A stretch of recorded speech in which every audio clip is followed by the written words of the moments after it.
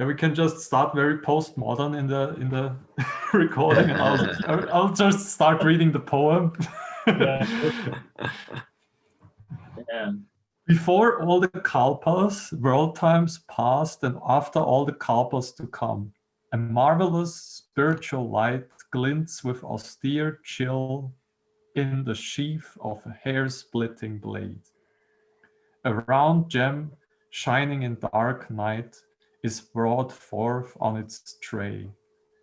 To these, he, Hakuin, the Zen monk, adds a Zen verse. Yesterday at dawn, I swept the soot of the old year away. Tonight I grind and knead flour for the New Year's sweets. There is a pine tree with its roots and an orange with its leaves.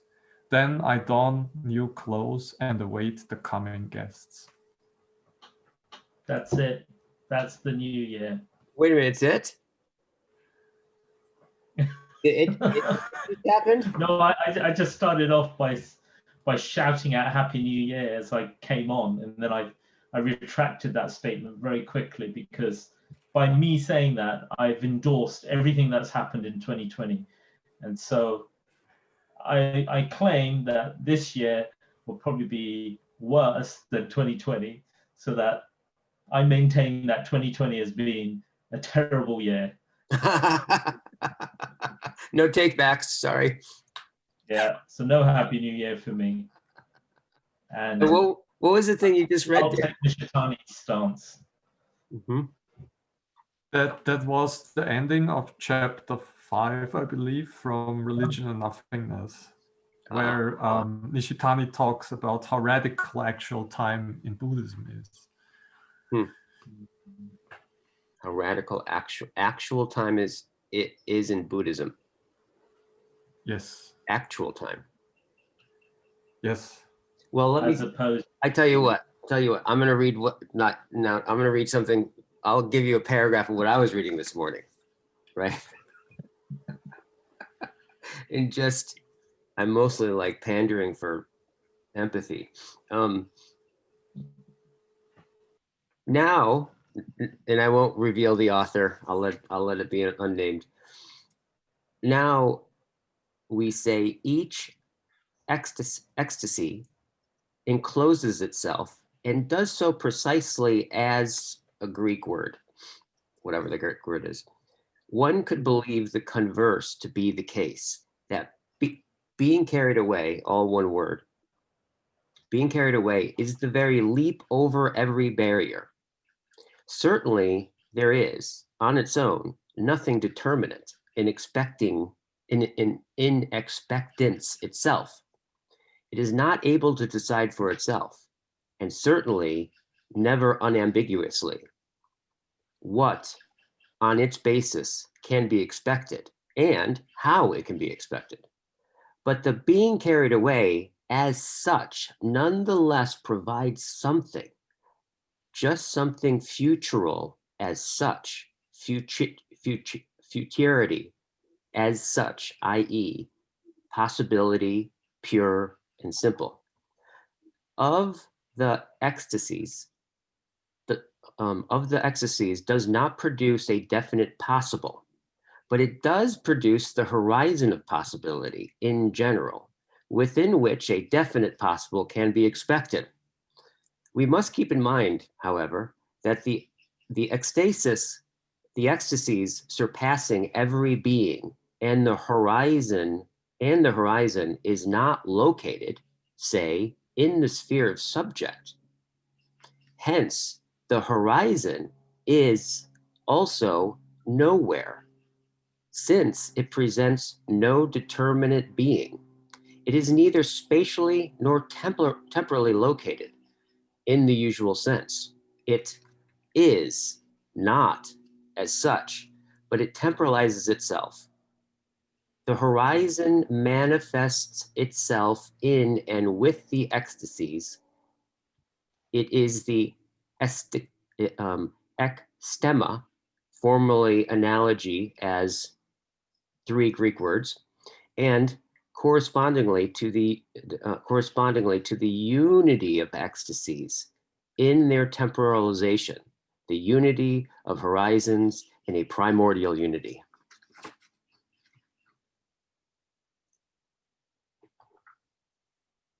So I guess I'll take a guess, but it sounds a bit like Heidegger, but Yeah, is that it? Okay. yeah, it's this. I've been reading first thing in the morning, this one, and I have to say it's interesting. Understanding time in an original way is what I would imagine. I keep feeling, I was like, what is this experience? As I'm like kind of trying to understand or follow along what he's saying, and it's profound, but then it slips away. I think I understand it, and then I don't know what the hell he's talking about. And but I think it's what I would imagine what it would be like to be a deaf person, trying to conduct music or write out music as a deaf person, because you're having to hold all these things in their relationship to each other, right? All at the same time. So in some sense, you have to have the whole thing in front of you and be able to refer to it. But then there's these things that Heidegger does, which is the very Heidegger thing, right? Where he kind of shows that somehow the act of, or the difficulty it is to understand it, is exemplifying the very thing that's understood in this way. And all of a sudden you get these moments of where you get it, and then it fucking falls, it slips away. Time is so fucking strange to try to understand. It's fascinating, especially first thing in the morning. You know, as Augustine said, if you don't ask me, I know what time is, but every time someone asks me what it is, I can't explain it, or it slips away. Right. This is the famous quote by Augustine. Yeah. It goes something like this. Yeah. What's interesting though is even though on one level we don't understand it, on another level we do, and that we can quantify it. But then when that's what we get into with Nietzsche's uncanny wheelwork, is like that side of time alone isn't time in its fullest sense.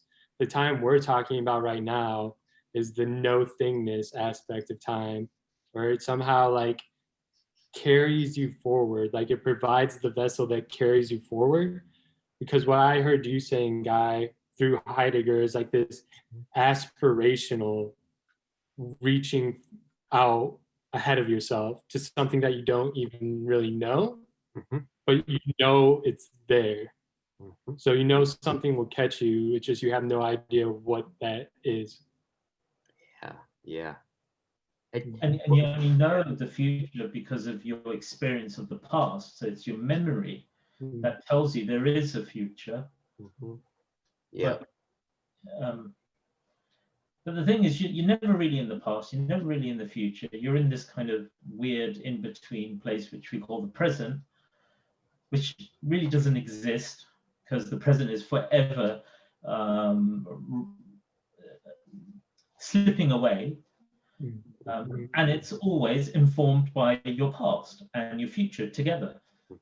So all future, present, past is all kind of, Daniel uses that illustration of your future goes like that, passes your present axis to your past, and then it comes right round back again and passes your present axis again, and goes to the future and comes right round again and passes your present axis, and then it goes to the past. And so it keeps doing this kind of figure of eight, which incidentally looks like the infinity sign of infinity. Yeah. But it's not infinity to Nishitani, is it? It's eternal.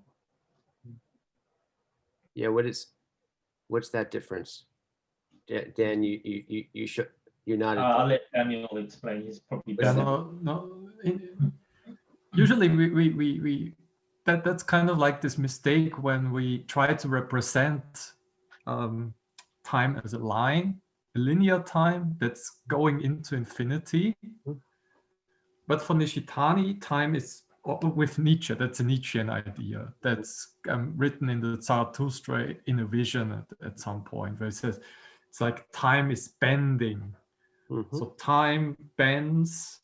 It Mhm. goes into into the past and the future. It bends, and then it comes back to itself. Yeah. And it rises out of the present Yeah. in our Dasein. Yeah. So no matter how infinite past and future may be, Mhm. they both meet in our present moment, in our Dasein. Yeah.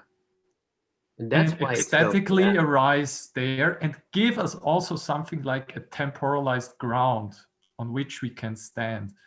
And that's this radically actual time that this poem that I read in the beginning tries to express. radical. Now that sounds sexy. Radical actual time. Would you read Yeah, the poem? and then radical again, and this kind of like it's giving you a root, a hold in the world itself. Yeah. The root hold in the world. That sounds something like I want. Would you read? Would you read the? Would you read the poem again? I don't want to miss my radical actual time, especially if it puts me in. Yeah, maybe we shouldn't start so postmodern and have like provided a little bit of context to the poem. Right. Yeah. Yeah. Having said this, I will read it once more. And maybe I will read a little bit before that as well.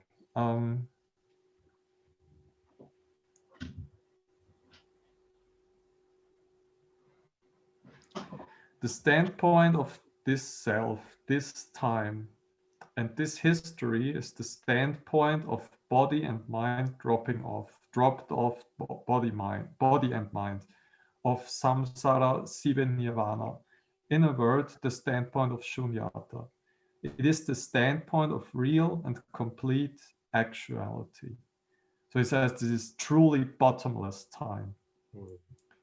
In contrast, the standpoint of Nietzsche, substituting as it does the life-giving power of the will for the God of Christianity, could not but display, along with its keen sense of modernity, a regression to mythos.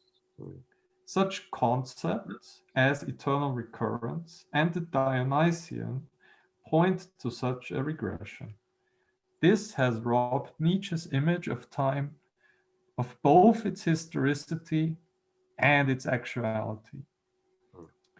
In speaking of the notion of time found in the Heart Sutra, Hakuin remarks that this too gouges out perfectly good flesh and then appends 3 comments.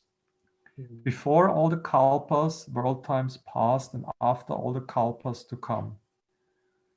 So that's this infinite future and infinite past that we cannot really represent. Really, we can do that, but it will this just robs time of its historicity. A marvelous spiritual light glints with austere chill in the sheath of a hair-splitting blade. A round gem, shining in dark night, is brought forth on its tray. To these he adds a Zen verse. Yesterday at dawn I swept the soot of the old year away. Tonight I grind and knead flour for the new year's sweets. There is a pine tree with its roots and an orange with its leaves. Then I don new clothes and await the coming guests. Hakuin's words are enough to give us a glimpse of how radically actual time is in Buddhism, and on what standpoint so radically realistic a view of time is able to come about. Earlier, I suggested that it is on the standpoint of shunyata that historicity is able to realize itself radically. I should like to return to this matter in the concluding chapter. What did you hear, Seth? Yeah, I heard a lot that I didn't hear after going over that book like 7 times. So that's how deep it really is. But one of the things I just picked up on is, so the gem poem is my favorite, and I learned this from Corbin. couple weeks ago about a crystal analogy. So for crystals, what's so cool about them is their surfaces reveal depths and their depths reveal surfaces.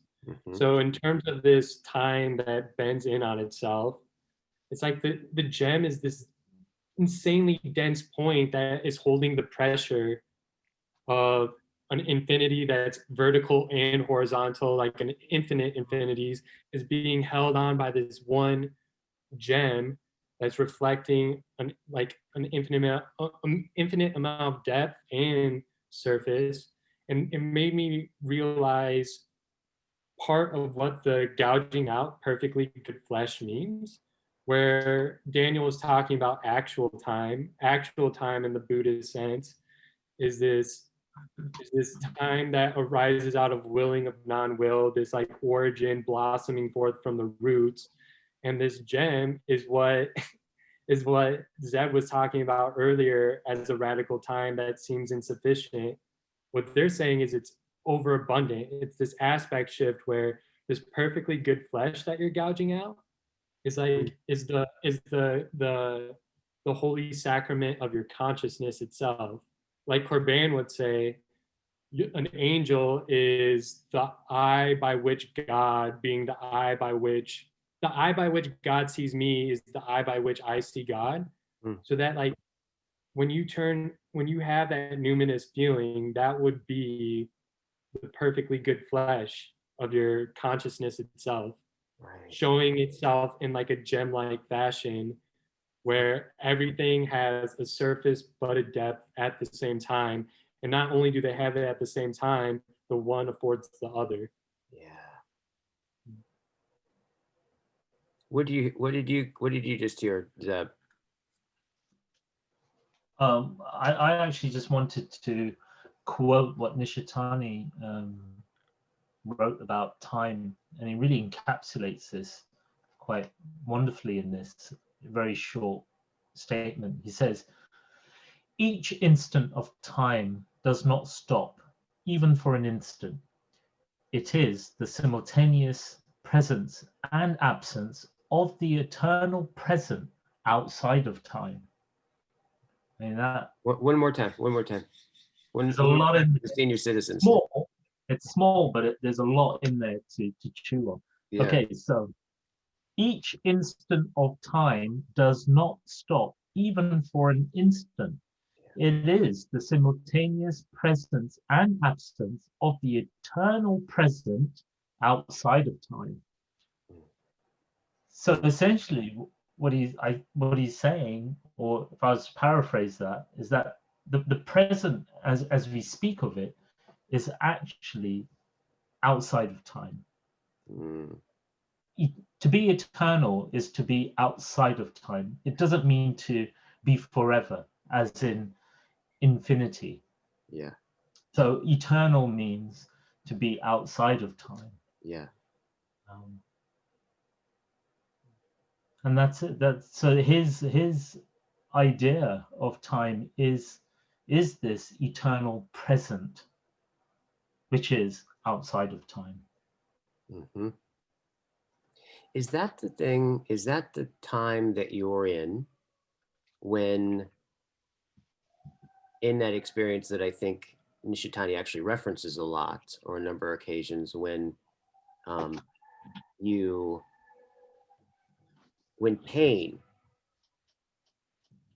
when you fully open to pain, in the instant of its painness, when you fully bring your self on its terms, right, in some sense become it, is the moment it negates itself as pain.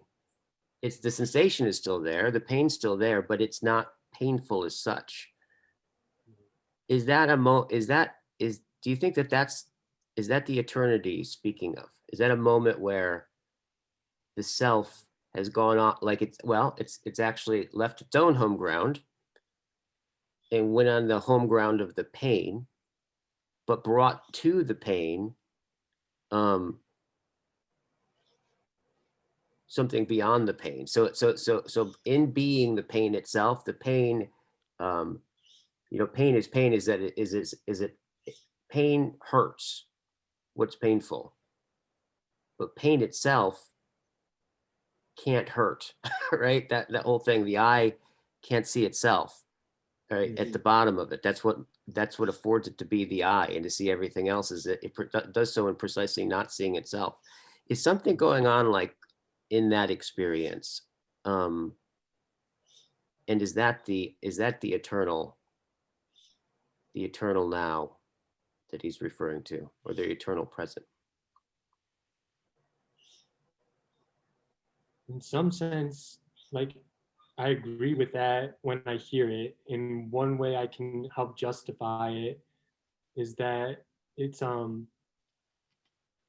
eternal is giving you a greater foundation off which to base. So it's that radical root idea, where Nishitani often talks about a self-enclosed individual has roots that don't grow all the way down, because they always end up coming back onto itself. Whereas if you're in pain and you're able to transmute it by going to that place where you become it, it's, there's something about the eternal giving you that place of solace even in it, and for that place of solace to really be the meaning you're creating with the pain. And the meaning seems to be that point where you actually take it on, like you're saying, because at that point it's no longer just a thing separate from you. Your meanings are one and the same. That's also what Christ did too, right? On the cross. I've thought a lot about that since we read it, right? This thing he was talking about with the cross and that's really just such a deep thing. What did you guys think of our last dialogue? I thought it was what was cool about it? What did you get from it? Like, what's kind of like, what stretched along with you? What stretched you from it, if anything at all? See, the funny thing is I can't remember much of it. I think it's just one of those dialogues that are just meant for the moment. You don't remember taking off all your clothes? Sorry? You don't remember taking off all your clothes? Did I do that? Oh shit. I better look back. Yeah, it's just, I don't know what it is. When we have these dialogues, I never revisit them. I don't know why. It kind of, it's that kind of Orpheus, Eurydice thing, you know. You look back and it just disappears. It's kind of magical just for the moment. And so I don't know whether I choose not to remember it or I just really just don't remember much of it. But all I remember that it was a phenomenal experience at the time. And it's just that thing that I'm holding on to, that there was something quite wonderful about that experience, and that's it. And I think in trying to remember or reflect or analyze will kind of take away that magic, if you like. Something about, it's kind of like I'm Orpheus and I do not want to look back at Eurydice to see if she's still there. Otherwise I will lose her forever. Right. Back to the underworld. It's that kind of, I don't know, maybe I'm just getting too poetical about it for the sake of being poetical. Yeah. Well, it's the kind of like, I think what you're saying is that there's a kind of looking back that can be a wanting looking back, right? Or a grasping looking back, right? Like wanting to contain it, wanting to have it again and more. And of course, the moment that grip is the moment you become vulnerable to the very thing. It's like, right? So there's a looking back, there's ways of looking back, right? And that's one of them. And it's just to have faith and trust that whatever happened, it happened, and it was fine, it was good. And just leave it. But also I'm curious about, like you guys, to to hear what others have to say. So that's my experience, and I really want to know what the rest of you guys felt about it, because it could be completely different, and that would be good to hear if it is different. Because I'm not saying, my experience of it is in any way authentic or more authentic than wanting to analyze it and remember every detail. Daniel. Maybe I'm the weird one.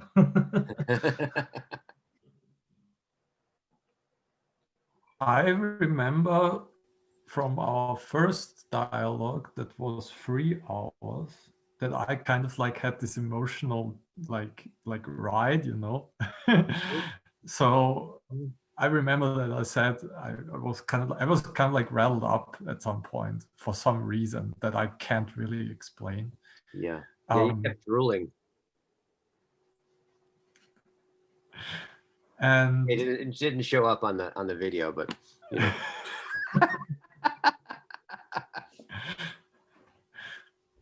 But what I remember also from our first dialogues was kind of like this ecstaticness, as if something opens up, and we have kind of like we are close to breaking through something. Kind of like before an insight. John Vecchi also mentioned this. I didn't know it. Before you have an insight, kind of like time intensifies and your feeling intensifies when you get closer to the insight. I don't know how it's called, but it's kind of like there is kind of like a line going up just before the insight, and this kind of like before you break through. The eye of the needle. And I had this feeling a few times. So if like when we talk, as you said, the cross and this idea, and I often use it now, kind of like you have linear time and then you have the trans-historical dimension. And like Eckhart talks about this, you have the now of time and the now of eternity, and the now of eternity rests in God. So you're always in a double time, so to say. In the linear time that we can use, say, to calculate and plan, but you're also always in this kind of like vertical time dimension that also Coburn talks about. We talked about it yesterday, and also in some depth. Kind of like we kind of have lost this with modernity, because we can only imagine progressing time. And we've lost our notions of kairos also, and like the Greek had this, the kairotic elements of time.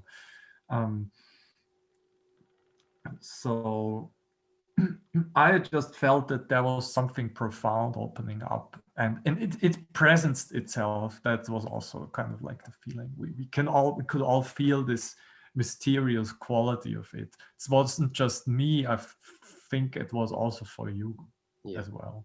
Yeah. Sweet. So I'm hearing like similar things. Well, what about for you, Seth?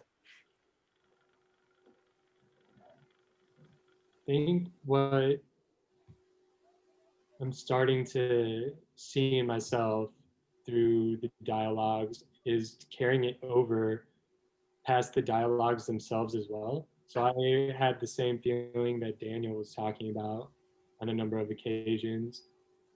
But it's also this like, Tillich says the first duty of love is to listen. And Guy, you're very big on learning what listening is and learning through experience what listening actually means. And it's starting to show itself in just how I look at the world. And I should say how I listen to the world. But really, looking and listening become the same thing when you're doing the listening that you're talking about, Guy, or just that deeper observation, realizing that like there is a communion going on constantly, just whether or not you're willing to listen, look, participate, and like that's the sense I'm feeling as well. And it's uncanny as well, because using the listening word, if you take it all the way, part of the listening is just the authors I've been reading and the ideas I've been immersed in, and what these ideas are telling me and exemplifying is the process itself. Yeah. And there's something so important about our last discussion as well, because we were talking a lot about pain, and it's Oh, that's right. there's something so powerful about when Nishitani points out that you have to go through nihilism. Like that's the solution to nihilism, to go through the absolute negation, because the absolute negation even negates itself. And that's like what the Heidegger passage was saying to me, is that that's what faith is, having that aspirational capacity to see revelation for the sake of revelation. And that's using L.A. Paul's terminology, but it just maps on so well to contrast a progress for the sake of progress. What about revelation for the sake of revelation? And oddly enough, I see more guidance from revelations for the sake of revelation, because they're honest in the fact that it doesn't even know what it means. Like the experience itself is the meaning.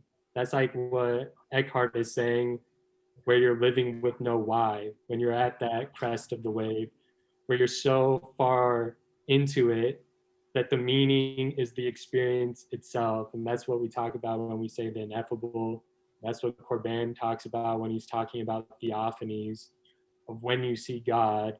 But again, it's not just seeing is the closest sensory modality that we can use to help describe it, because our sense of sight is so powerful, but the theophany is fully embodied, and fully embodied to the point that the boundary of your body is not, it's not even that it's questioned, it's just that it's seen as not being there. It just dissipates. Right. Right. Right. Totally.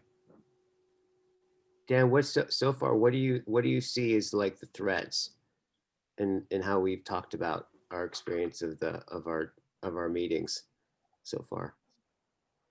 Are you seeing any threads or parallels that we're all?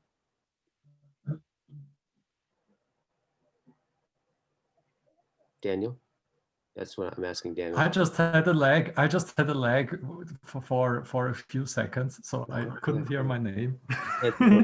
Yeah, sure. That's about the internet, I'm sure, right?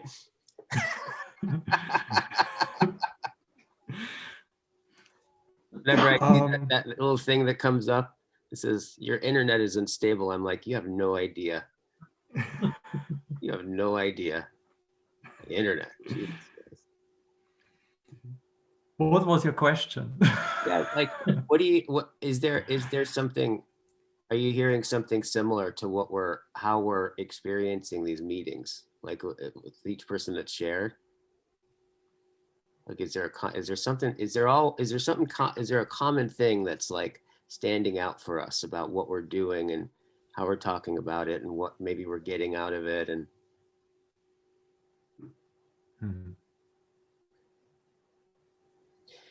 because I think one of the things, actually, as it's happening, I'm realizing, I think when I go, okay, well, what's at stake in this? What's at stake in asking me wanting to presence this or know about it, right? And I think it's me responding to what these kinds of dialogues, right, and dialogos is, I think, for me, which is continually presencing the what's being present in them, right, and that the process of it is in some sense as meaningful as what we talk about, right? And because it's precisely the process that I think helps us affording these insights. Yeah. And not only the insights, but also kind of like we are also building trust and something like agapic love at the same time. Yeah. Oh yeah, totally. And Okay, where are these insights coming from? Because Jung says we don't have ideas have us. Yeah. Where are these ideas, these insights? Are they outside of me? Do they grab me? Do they grab my attention? and therefore I own it as my own most. Mhm, Right? Is there something transcendent? mhm. Or are they the fifth person? Hmm. Mhm. I think that there's something about this notion. I like this notion of the fifth person. That so this is one of the things I'm as I'm because I'm for me it's important. This seems to be important for me in anything I notice I do. It is if it's real. If I'm honest with myself, I actually don't know what I'm doing, right? But I'm on the way to understanding something that I don't understand, right? But I know it, but on some level it's revealing, right? What I'm beholding, right, is revealing itself. And a lot of times it's revealing itself as it is disclosed, I get disclosed differently, right? Which discloses it differently. There's this kind of this starts to speak, I think, to what you're talking about. There's a non-dual kind of transcendence that starts to come up that I think is why it's important to start to look at these things, these dialogues, as an actual form of practice, right? Like they're, and I think it's specifically I think it's a practice that's specifically in relationship and arises out of the most important thing going on in our time, right? Which is nihilism. I think that this is a practice that in some sense is confronting nihilism, and it's also confronting it in a way that that uh, that has trust that will go beyond it, right? It'll go beyond the nihilism, right? That we're in, but by going into it, right? And I think so. It's like it's a call because you could say that. I think the next thing I'm going to be writing, I think I've just decided. Or this is the thing about writing is I'm finding like writing is the process of writing is the process of finding out what you're writing about. Like, so who knows? But right now, I think it's kind of coming together for me is precisely in what way is philosophy a way of existing, right? Like and not only is it a way of existing, but it's a way of existing, not like it's one possible way, but then there's other possible ways to exist, right? And you can kind of take it or do it or not do it. But I'm more in the sense, in what way is philosophia, right? Philosophical wonderment, right? Actually primarily human, right? In fact, it's not a conversation you can or can't have. It's an ontological way of being.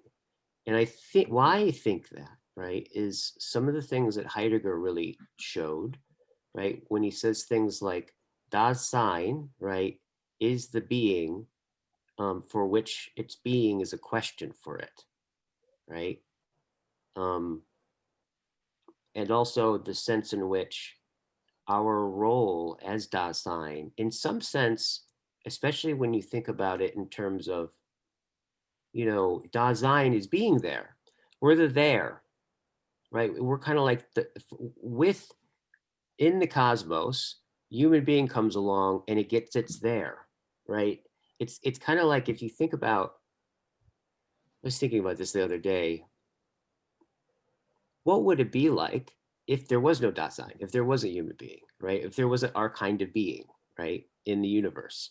I definitely think there's still a universe, but I think it's probably from its perspective, without human perspective, it'd be something like this. It's like if you took a photo from every single like perspective possible throughout the entire universe, right? From every single the infinite amount of perspectives that you could take, you could shoot a picture of the cosmos, and then you developed it as one photo, right? I think that then you kind of get a sense of it. Like, what would you see? I think you'd see something like absolute gray. And you could look at that and you could say, well, on one level, you could say, what is it a picture of? Well, it's a picture of everything. But you could also say, what is it a picture of? It's a picture of nothing. I think that's basically the universe, right? Without our finitude, for it to gather up and distort itself and overcome itself and care about itself, and then it gets to have all these things, right? So I think that there's as much of being the human being. I think to be a human being in an authentic way is maybe to understand that it's not about being me. It's about being making a claim on me, right? It's like, I think that makes a lot more sense to me. Sure.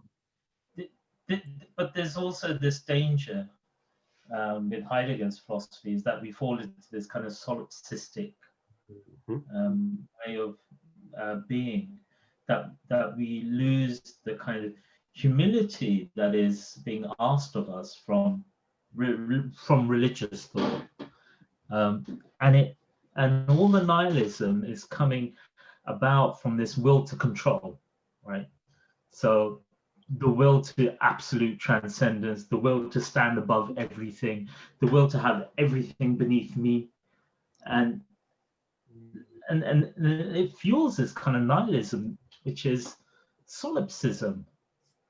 My world is seen through my eyes, and I am my world, right? And so humility actually requires us to bow down before an other, a big O other. So then we have to ask ourselves, who is this other? What is this other that I must bow down to?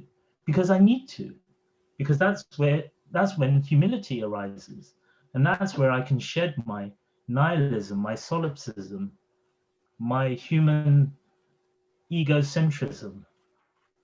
So where is this other which radically awes me, because I feel it. I can't rationalize it, but I know that I must bow down. What are the Otherwise, odds that you're going to I'm bow just down? doomed. Otherwise, I'm doomed. Should we take a bet? Really doomed. I'll bet $5. Huh? What are my odds? Does he bow down to it? What are the odds? Yeah. What is this? So that's the big question for me. What is this other that I must bow down to? Yeah. In order to exercise my humility.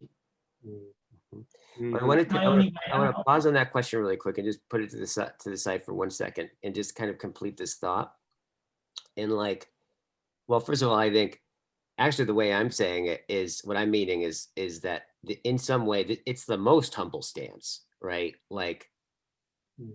I think the mistakenness that comes with human being is to think that it's about our own significance. It's about becoming someone or being someone, or as if I could justify my own existence by what I contribute or who I am or any of these kinds of things, right?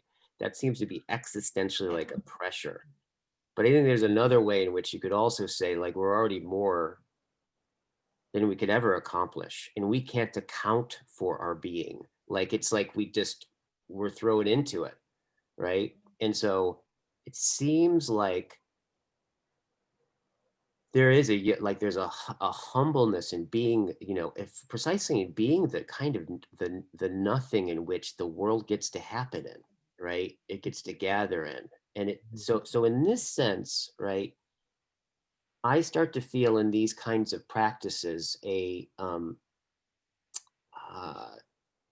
I feel something being integral in that sense towards that end, right? Of okay, in some sense, if the structure of my being, if I'm really going to take it on, what does that mean, right? What do you take on? Well, if I'm a question, if I am the being that is concerned with being, and I am the being for which it is a question of itself, and if I were to take myself on, I'd really take on that question, it seems. I'd really take on being that clearing, that sight, such that, right, this other is wonderful, awful, ugly, beautiful, whatever she is, right, can fully kind of make her claim. And so in some sense, I think about well, these dialogues, right? These, in terms of them being a practice. And I think I heard this really in Seth when you were talking about like, oh yeah, there's a way where I may not really exactly remember what we talked about, but there's a way in which even when I'm not thinking about it, I'm noticing there's a kind of listening that's happening all the time, right? And that there's something that's open. There's a horizon that's open to me that is there even when I'm not even thinking about it necessarily, or wanting it or willing it, and that maybe these conversations is an exercising of whatever it is that does that, right? And to me, that starts to get at a real, like and I would imagine if Heidegger, I think Heidegger always talked about, like, always avoided talking about ethic. Well, he didn't avoid it. He just didn't think it was, says you almost didn't need to unless you got like if you think ontologically, there's an ethos, right? That opens up. But I think that the ethos has more to do with making choices in doing things and not doing things such that afford us to be more profound observers, right? And encourage others to be more profound observers, right? Kind of in service to what stakes claim on us, which is being. Yeah. That's what I'm getting out of these. So thank you. And maybe tying that off with how, speaking of, an ethic, maybe so I'm just thinking of Tillich. It reminds me of Tillich, how Tillich combines ontology with ethics in terms of courage, where courage is being despite non-being. And I think there's something to that connection, because I really do find it important that last discussion we were talking about pain and suffering, because it's just so real. And that's what Nishitani would point out again, like, you need to realize nihilism. And that realization is, you get through it in realizing that there is like a person behind it. Like there is, Corbin would say, an active intelligence, right? There's personalities behind it. And yeah, I just agree with you wholeheartedly that it's this process, and this process, like Zeb was saying, is how do I have the courage to bow down to that other that I'll never know? Like where does that courage come from? Yeah. And the other angle to that is what makes suffering so upsetting is that it requires me to embrace my infinitesimally small stature without any defiance and without any resentment. See, this is the Job story, right? And this is what Nietzsche's getting at. That's your will to power. Can you do that? Can you accept at that level of humility, which means I am then bowing down to a transcendent other? It's no longer about me. I'm just like this, nothing. I'm nothing. And can I accept my nothingness without any resentment, any anger, no defiance? Because if I can do that through practice, then I'm there. I'm enlightened, or whatever you call it. Dan, what did he just say? But I can't do it. What is that? I'm a coward. That's them being a coward. What did he say? In Nishitani's disciple way, he talks about how, for example, in Japan, the people are bowing down when they meet, greeting each other. And he talks about death and resurrection, or we can also say maybe letting go of your ego and letting it rise up again. Yeah. Like a resurrection in that sense. Yeah. And he says, you always have the other in you, in a sense. You can feel it. For example, when you take a deep breath, you take in the wide openness of the other into you. And you lose track of your ego for a moment, and then you rise up again. And that's kind of like this relationship between the other, the Tao, and the I is always also cutting off the ego if you do it profoundly. So that's why I would also say, when we say of listening, maybe we use the word that I think Heidegger also used, hearkening, right? This deep listening that takes in the other and brings it into you. And what this also shows us then is that Ueda writes, death itself lets us instinctivly, so to say, feel that the I is a non-I in the most profound sense. And he says that this cutting off of the I is also often in Japanese poetry, when you kind of like, you have like cutting verses or cutting words, kind of like cut you off from the ego and throw you just into something like pure experience. And I think we have also seen this with the poem of Hakuin that I read in the beginning. So Seth knows what I'm talking about. But as soon as you have this cutting off, the death, so to say, you can also then you also allow for this resurrective act again. And ethics. I want to say something about ethics. This justifies itself in itself, I think. And this is also then what Guy said before, what I liked so much is when he knows he's doing something right, so I mean, realness increases, truth reveals itself, shines forth, clears up, then we are living in this Eckhartian sense with a non-Y, living without the Y. And it's kind of like we have a self-sameness, a likeness to us, which we don't have to explain, but it justifies also our pain and our suffering, and gives us the transcendent moreness that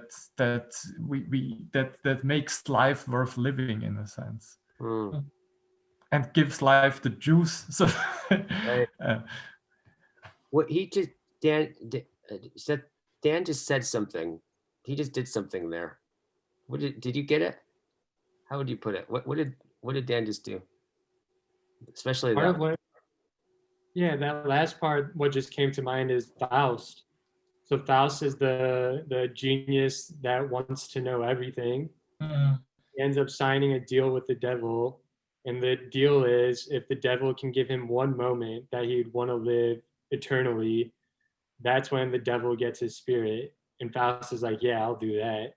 So it's not about having, it's really about the quality of the experience, and the best quality you can have in your experience is when you're face to face with that which has no face, where you're just in that state. So something that I was listening to earlier, someone brought up that Nietzsche was walking in the hills one time and a storm was brewing, and he ran up a hill to try to get out of it. And, lightning was barreling down. It was just like an intense storm. He gets into this house, and he gets into a house where it's a father, his son, and a kid like in a ewe, like a sheep, like a child sheep, and they're getting ready to cut its head off.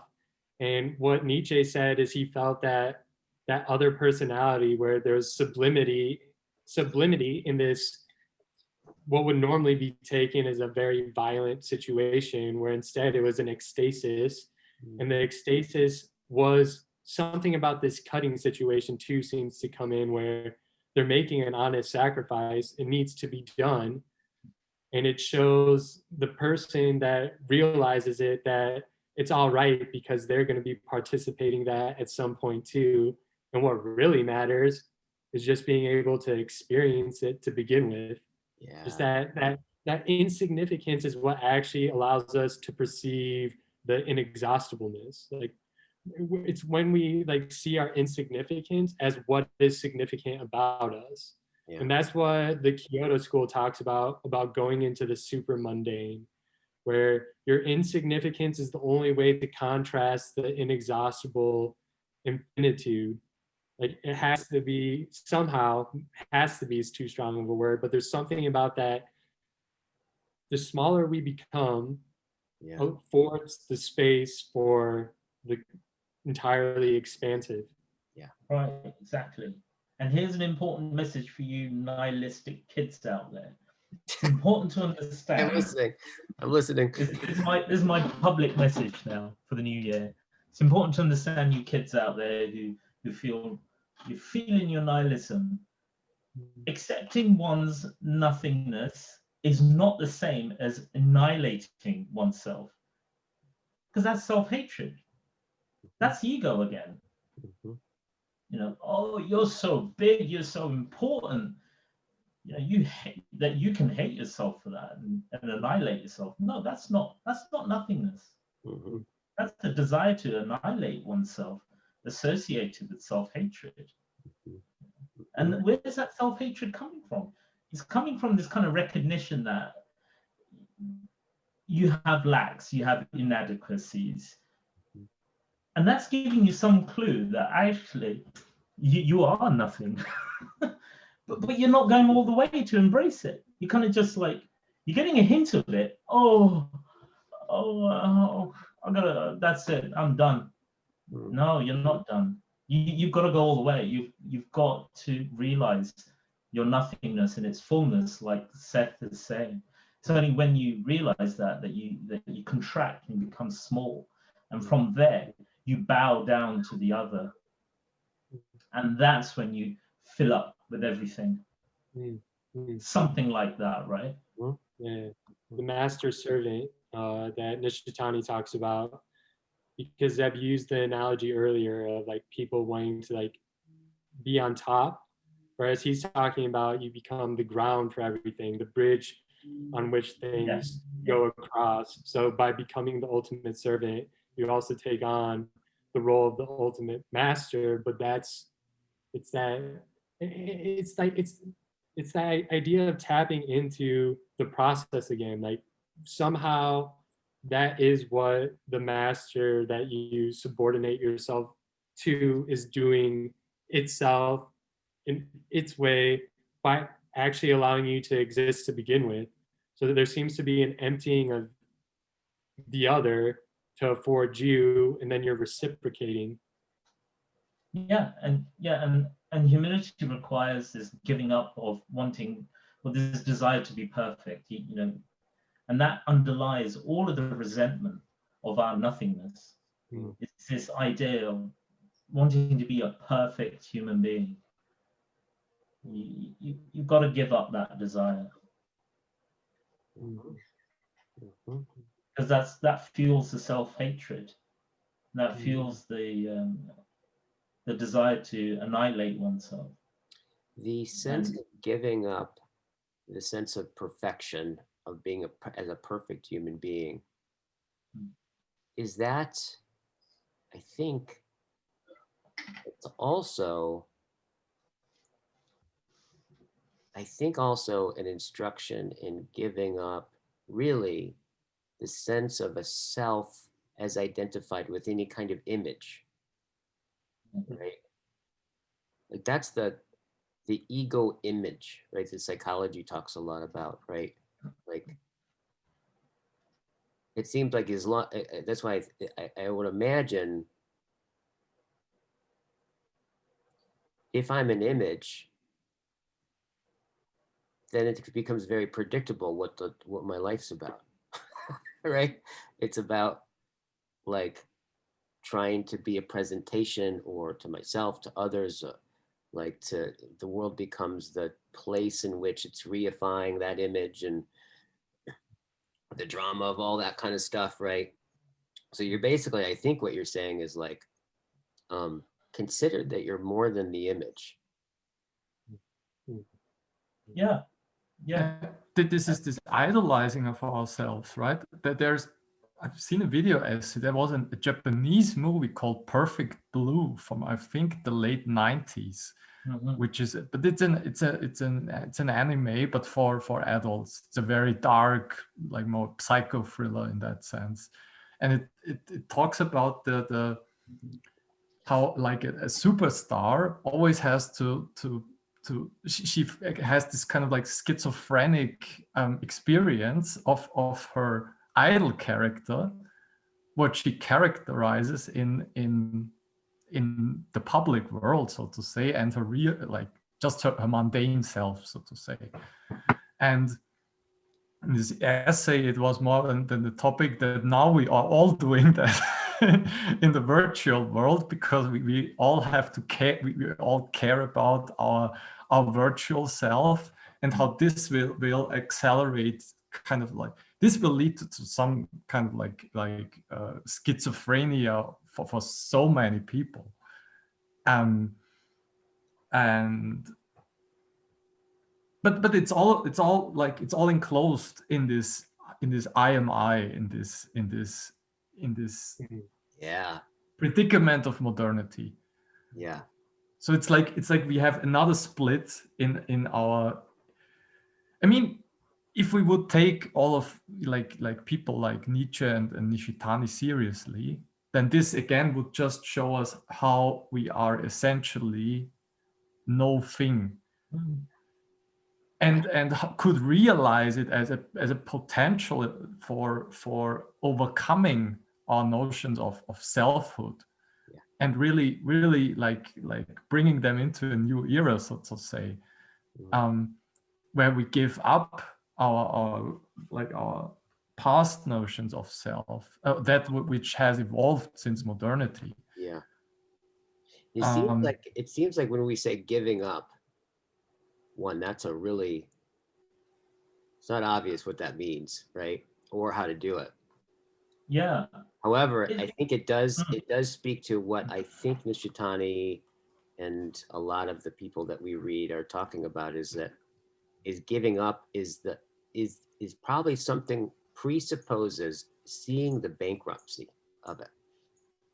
Yeah. Seeing the absolute insidiousness of that there is no hope in that, right? I get the sense that's the great doubt. It's like that's where Nietzsche didn't go far enough from Nishitani's sense, like this kind of sense in which this deep seems like and it seems inherently human. It's like, of course human beings would do this, right? Like this deep mistake about mistaking ourselves, like a fundamental error in where and what we consider ourselves to be.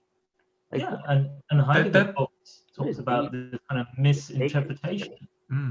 We misinterpreted ourselves, right? And that's also why in religions they identified it with something like original sin, or this kind of like karmic self-enclosedness, where Nishitani, he writes this somewhere. It's so deep. So deep. He writes this somewhere. It's so deep. Yeah, I think.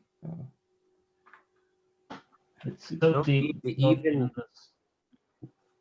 no sorrow, no joy of happiness can touch it. Your concentration, right? So he writes at some point that oh, here is it. Yeah, that's on page 247. I'll read a little bit because it really ties into what we're talking here.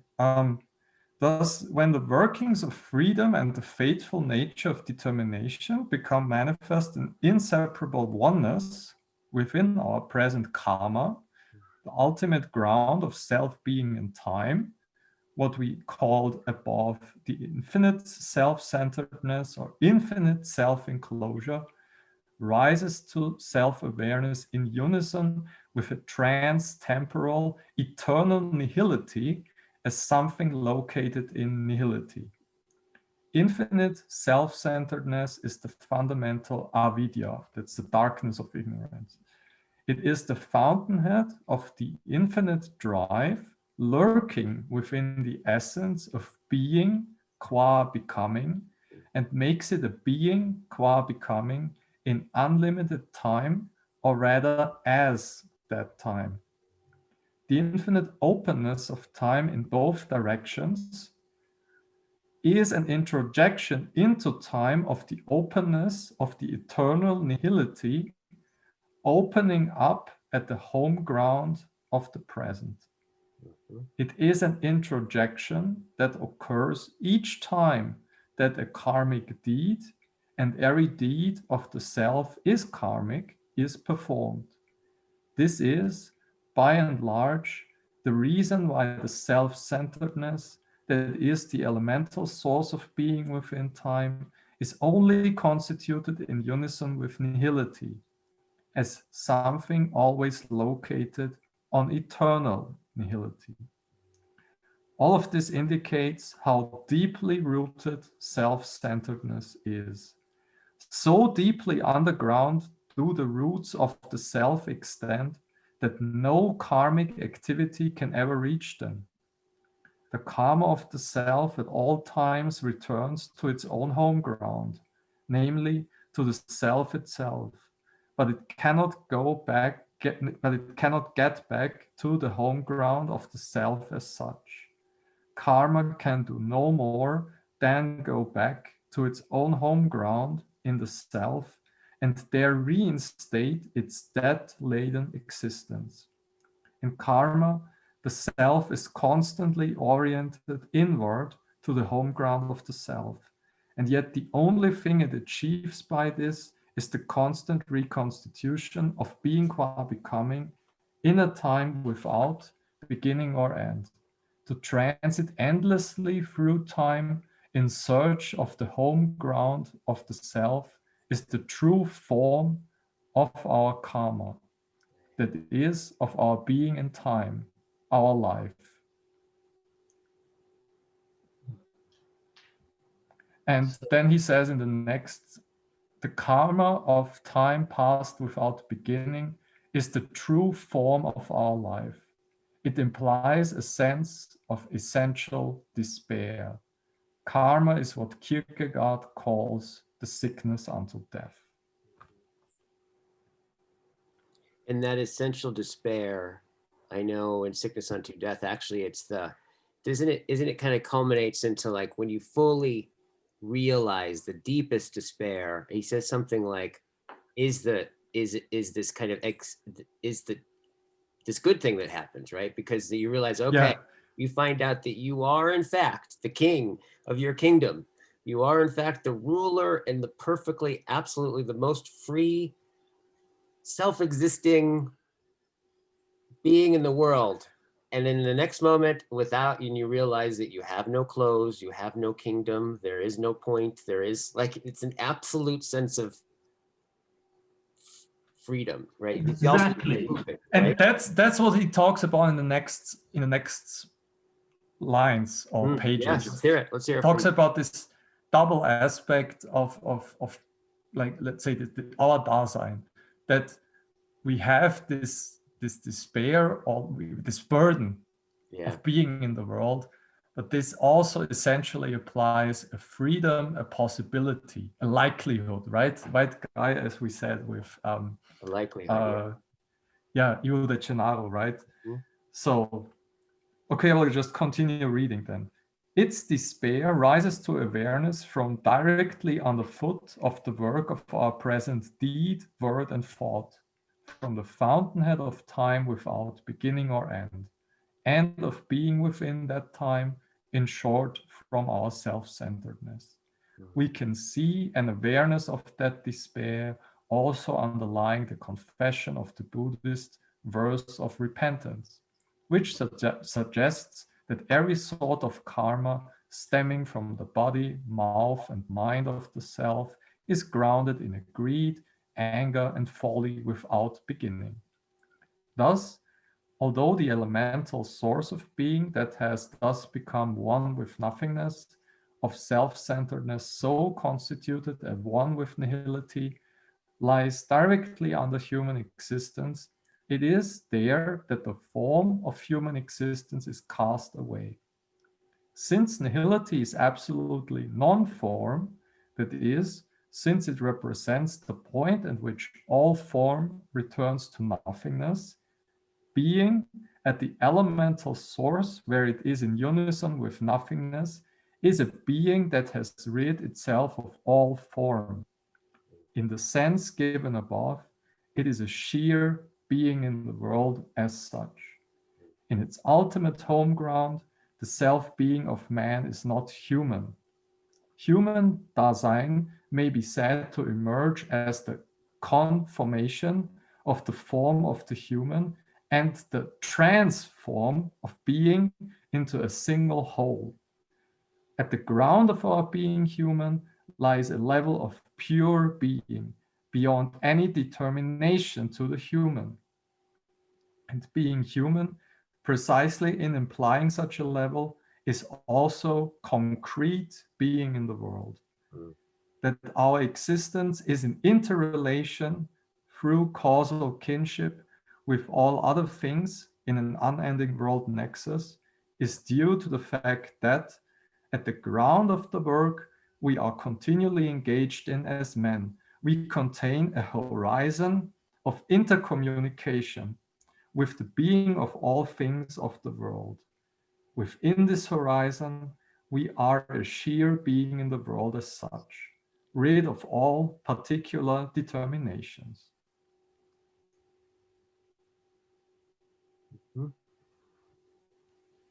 So look, this is the religious promise. Okay, this is the holy grail, that the long kept secret of nothingness is finally exposed when being can sink inwardly into its own insignificance. But it can only do that in the presence of this sacred other, because you have to bow down to something. It's not a solipsistic exercise. It's not a. It has to be in relation to this transcendental other. That's the religious promise, right? And if you can realize that, then you're saved. It's also the religious problem. There's a very big difference, right? So, for example, this is, I think this is probably be good to discuss as well. That in the West, right, where God started to become knowable, versus in like the Eastern Orthodox, versus it really kind of maintained and still does the basic Neoplatonic sense of the ineffable, right? The beyond being, right? And I think that's the thing about the difference between those two, right? In the West, right, the non-Orthodox, is you see more and more iterations of that. So basically kind of almost a strange sense in which, no, I think we can know God, right? In all these different ways, and it gets into kind of everything, and pretty soon that's how we get to nihilism, to where we're like, oh, this other, like I can compute it, I can hack it, I can right, in fact it's me, I'm the one, oh my god, but I'm nothing, oh shit. I'm so awful, let me kill myself at everybody. Yeah, but that's the contradiction as well. Yeah. That you have to also realize that I am nothing, but yet I am. And What's so going on? Here's the thing that I like. This is the thing that I think that if I say this carefully, right? It's like if I feel into what my sense of this, the ultimate transcendent, right, is that I think that like if I look at my days, if it's knowable, right, versus on the days when it's ineffable, those are very, very different days, right? With very different outcomes and very different moods and very different horizons. And in some sense, there is that way where this ultimate other that you're talking about maybe is disclosed in its utter ineffability. And that's it's like, that's that kind of emptying out of ourselves, right? Which is very paradoxical and difficult to do, but it's like, it seems like it's a lot more virtuous, if anything, right? To let go of the ultimate into the ultimate other, right? In such a sense that I knowingly know that I'm with her when I can only be with her in analogy in some way, like that I will always want her to never satisfy my complete knowing, right? That I want that, right? It seems like there's some about that just seems a lot more, we'll say, ecologically sound for everybody, right? I think. What do you think about that, Seth? Tell me about a few of those smiles, those Sethian smiles that you just gave.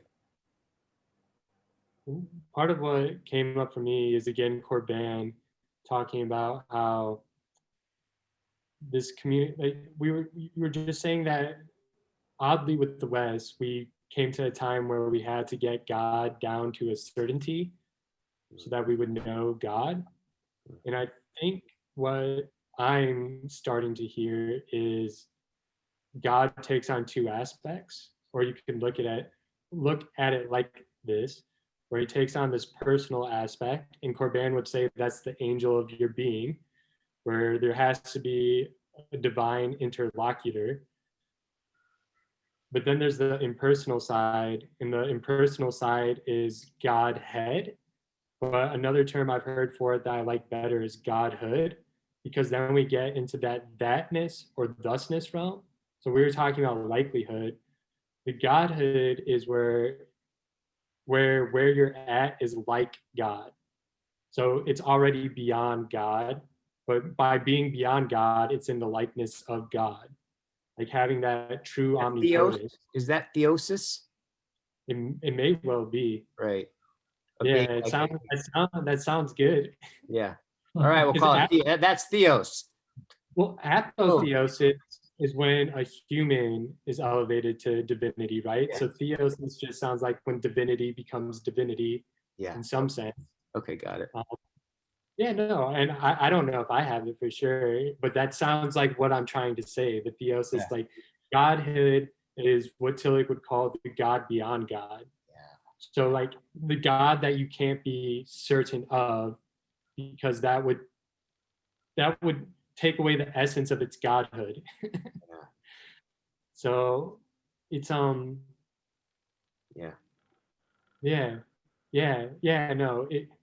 there's just something about that where I guess I like the other analogy. It's not that we're all trying to climb the same mountain, to summit the same mountain, but it's really that we're all like in the ocean trying to reach our own shores. Right.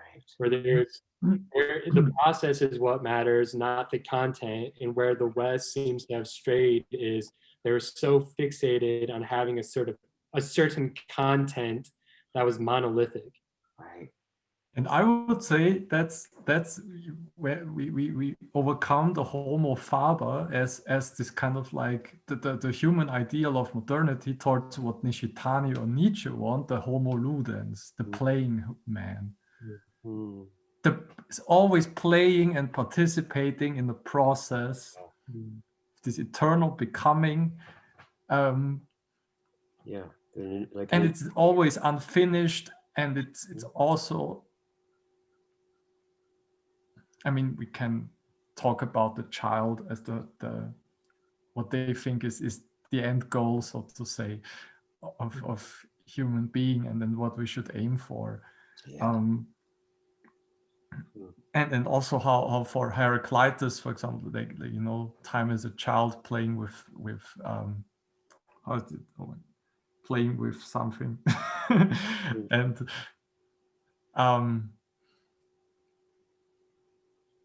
But what's terrifying too, like it is terrifying. That's the terrifying thing about it. Like there's an aspect of it that's truly terrifying. And to go to Heraclitus, one of his analogies that Nishitani used in the book is it's like this, and he said Nietzsche and Heraclitus both saw this. It's like this like eruption of life. Like life is erupting.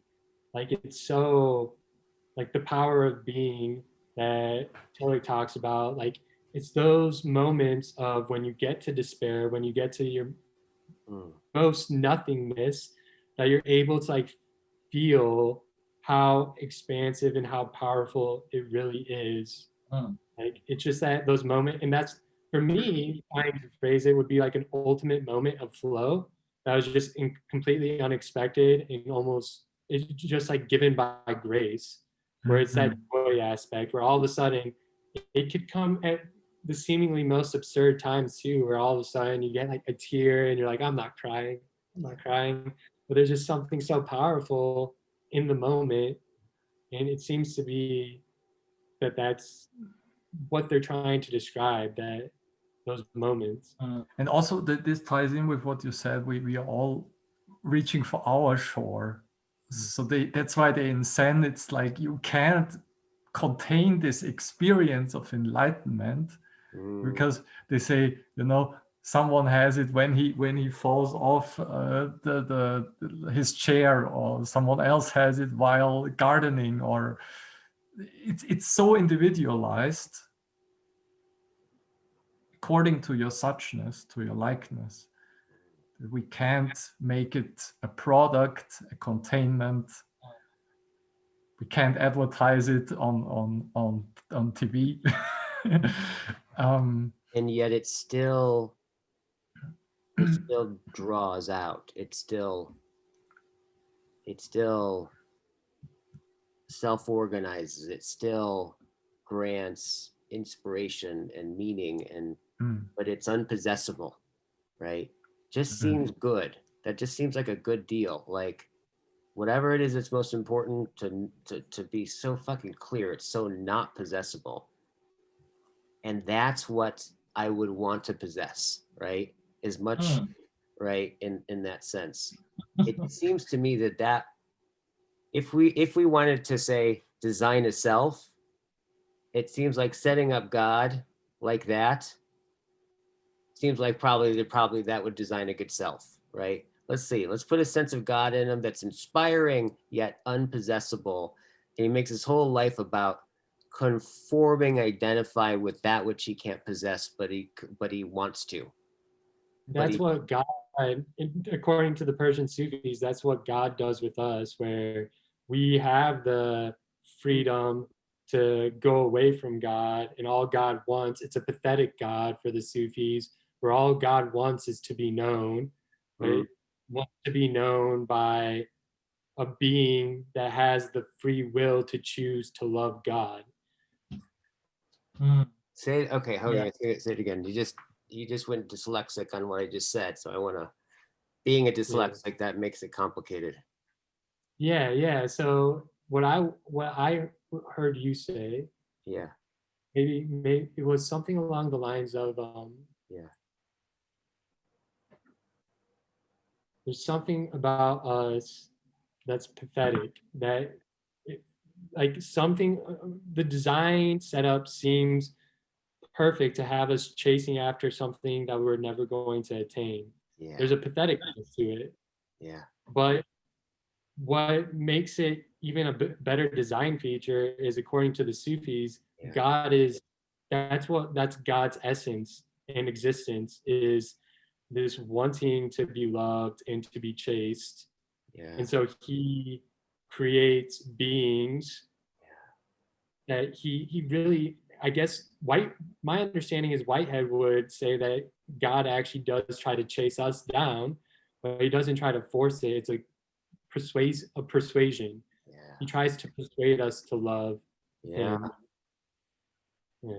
So there's that part too, because I'm wondering about, like, it seems to me that like this is the thing. I wrote a poem about this, about like, you know, trying to like basically like seeking God, and then I can't not being able to basically tell who's seeking who, right? And like, is that you just behind my eyes as I look for you walking in circles?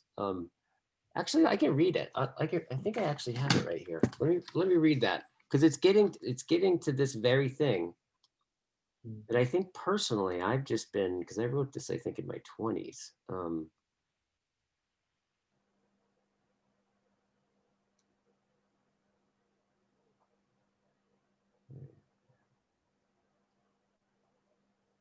There it is.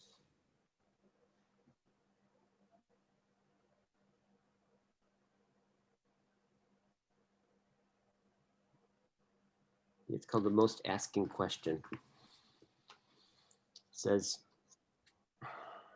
you planned it this way, didn't you, God? You knew to put yourself just out of our grasp. It's the space between us where we must widen. Oh, so completely unfold to feel the untouchable spot. Ask the unanswerable questions and deny ourselves the never satisfied desire that constantly wiggles in our belly. Is this the place, God? The gap between you and I, that is the window where you stand and peer out upon the making. Is that you feeling yourself in my strain? Is that you, God, sitting just behind my eyes as I look for you walking in circles?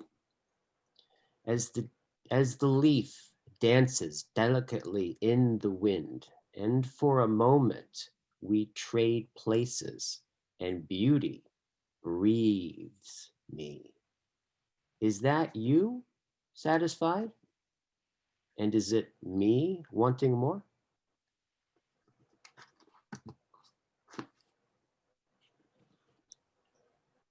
Yeah, for me, yeah, that's a really nice poem. I've heard that one before and I really like it because what it reminds me of is if I were to believe in my own importance, I would still feel justified in resenting this kind of profound kinship that ties me to my nothingness.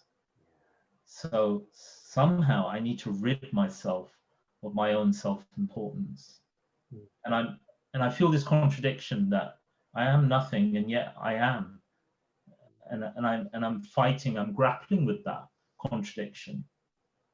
And the only thing that the religious promise tells me that you can get out of that contradiction if you prostrate, you bow down to the sacred other. And it's something like Heidegger. I mean, he's the philosopher of being, and he makes it. I think he makes it sacred. And by me believing in my own self-importance, I'm utterly distancing myself from being itself, right? Which is what I think you speak a lot around, Guy. And I think for me, there's something about being itself, which is the sacred other that I have to connect with. And the only way I can connect with that is to kind of shed my egocentrism, my own importance, so that I don't have this kind of profound resentment towards my nothingness, which is primordially me. So how to embrace that? It's I kind of feel that in your poem. That those are the questions you're kind of grappling with. Yeah. And it seems like this conversation, what led up to that poem was this kind of way in which this difference between, the sense of like what, you could say examples of it are like in the West, as the West kind of broke when the church split, and then the notion of God, right, started to become become something knowable, right? Mm. And attainable. And that led into a whole process that you can see underlies nihilism and of the whole thing. Yeah. Whereas the East really kind It of, fed into that egocentrism. That's essentially what it did. yeah, almost Or- demanded it, right? Mm. And I would also say it's because you don't have to really do anything for it. You just believe. So maybe we can talk about this. You know, Carl Jung was asked in an interview, and it's kind of famous. He was asked, "Do you believe in God?" Then he pauses for a few seconds and says, "I don't believe. I know." Yeah. So that's his Gnostic attitude. and oh, I will wait for Guy. Yeah. It's interesting how important the pause is before he says it. Yeah. There's a moment where you really see he doesn't know what he's gonna say. So it's so genuine. He's like, I don't believe I know. Like, He said, It's like you just need to believe, you know. You he just- said, by the way, I found an interview in German where he says, where the interviewer asks him about this interview, and he says, and then Jung says, I was like, he was surprised afterwards that he said give this answer. and he said it like a child too. He had a childish grin on him when he said it. Mhm. Yeah. I'm sure. So why do you think he said that? I think it said him. And I would, Of course. It's Jung. you know, Yeah, with he had no power over it. I think it and revealed with- something. I think it also revealed, like, it's basically saying, like, I don't need to believe because there's an intimacy in which I've had with God in whatever way you meant it, right? Such that there's no need to believe. There's just, it's self-evident, right? I know. Right.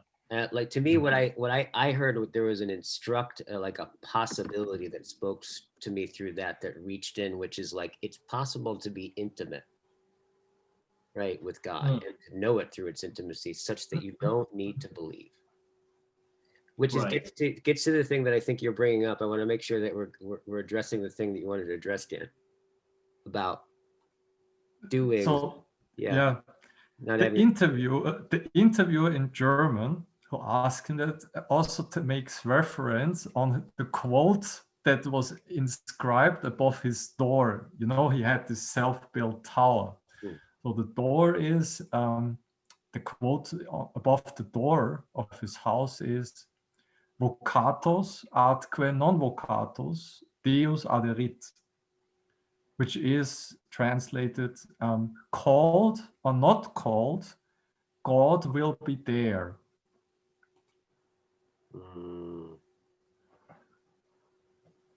Called or not called, God will be there. Wow, that says a lot. Right. Let's I just want to down for a second. Yeah, please let it share speak. your thoughts. Right. Called or not called, God will be there. Seems that I would prefer to be calling on God rather than not calling on God. Yeah. So part of that sentence seems to point out the disposition that we're finding so important, and that the practice helps embody, where you're actually looking to communicate with the world. And just the fact that God is always there reminds me of Nishitani's decision. Like, there's always a decision. Decision used to mean cut, like a scission. And there's always in time a decision point.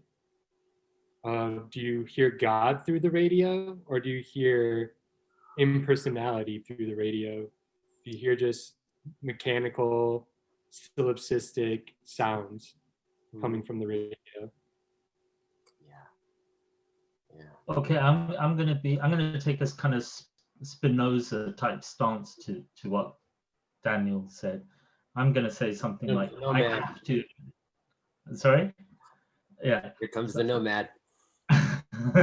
I have to acknowledge that my being is utterly derivative in nature, right? Derivative. Something like that. You mean For me, derived from something else?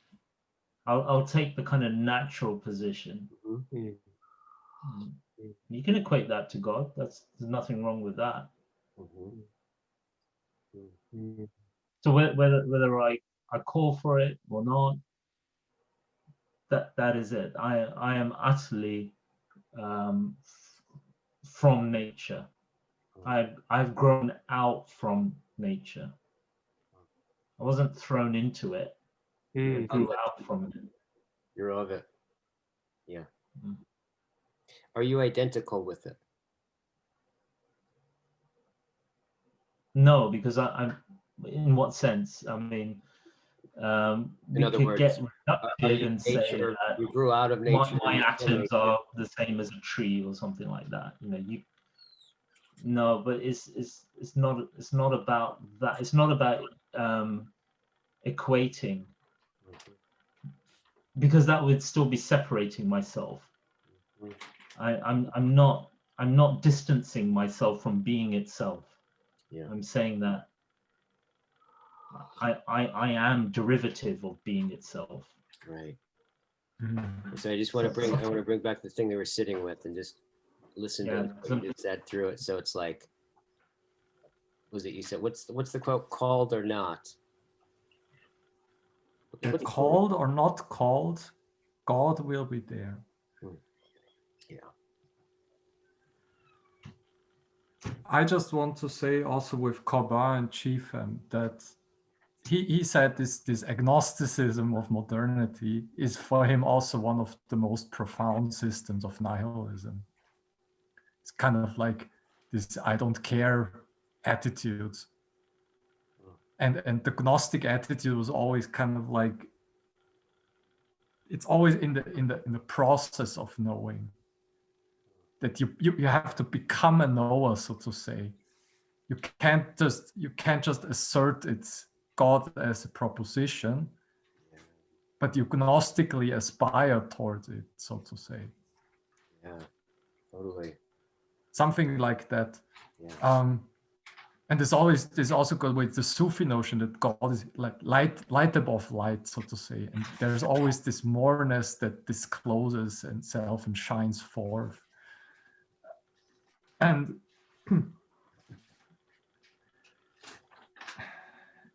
this is the strange thing when you,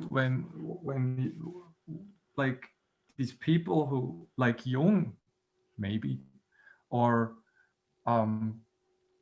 these monks, that they have when they have self overcome nihilism, you kind of like reach a point of kind of like security, like for a better word, or some self-sufficiency, or something like that. You know that there's this fire, the Heraclitean fire, that sustains you, that gives you a ground, and that gives them such a profound meaning that nothing seems to make them tremble, in a sense. This is also what they point out in the Job story, right? You go through all the suffering, then you have this profound experience in the more space where you encounter the mystery and but also, like, darkness and light and wonder and everything. And then you have this strange change in Job, and he has a good life, and then the story abruptly ends. Very, very strange when you think about it. And he also has a complete shift in his from before and after, which you can't really make sense of within a narrative structure. And this is way what with Zen Buddhism is then when you have tamed dogs, so to say, then you just see the tree as it is, as a tree. And the only thing that's left then is to give it back to the next generation, to the other. as an act of love.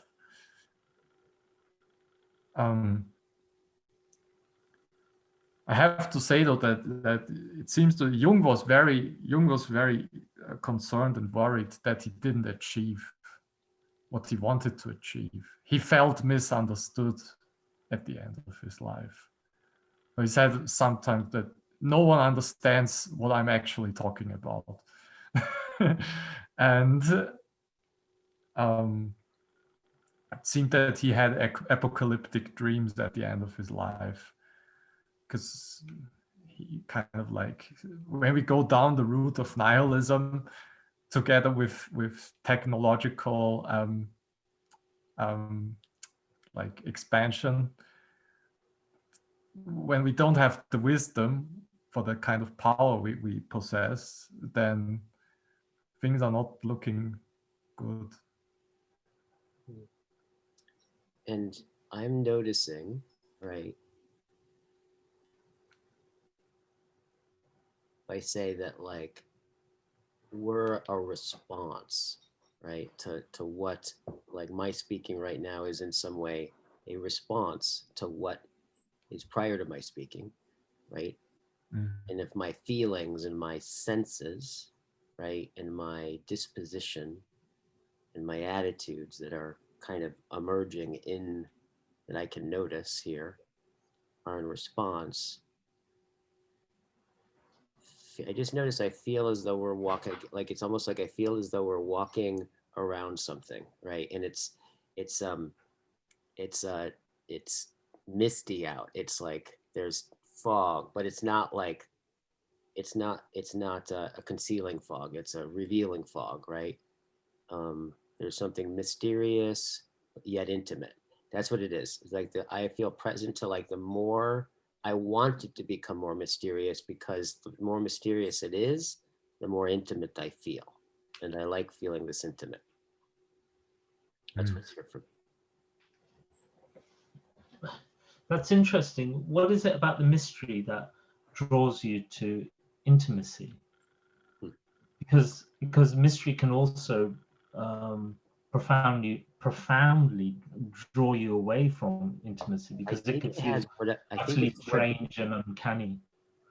Well, one thing, it's that there's not a lot of, I'm finding myself having that experience, and I would imagine that it's somehow connected to the sense in which, why we'd say it seems better if the ultimate God, the highest, deepest, whatever we call that, we'll call it God, is ineffable, right?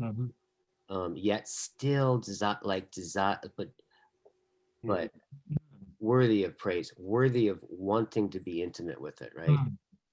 I would say it's somehow it's the same kind of intelligibility. So there's a way in which the conversation and what we're reading and how we're responding and how I'm listening and all my feelings feels like a response to that. Right. And it's a mystery that I want more mysterious, because I feel closer to something that's ineffable. Is it? I mean, I'm thinking that because we're relational beings, right? If we are to shed our self-importance, then it has to be done in relation to something. It's almost impossible to just do it within yourself. So then we have to, I don't know if create's the right word, but it's not create, because that then becomes a kind of solipsistic thing as well. But there's a sense that in order to get out of your self-importance, you have to prostrate to something else in order to get rid of your self-importance, right? Because we're relational beings, so we have to relate to something, someone bigger than us, and that's the transcendence that we kind of just knows. I mean, the fact that we're talking about it, it must be there, right? Otherwise, how would we even know to talk about it?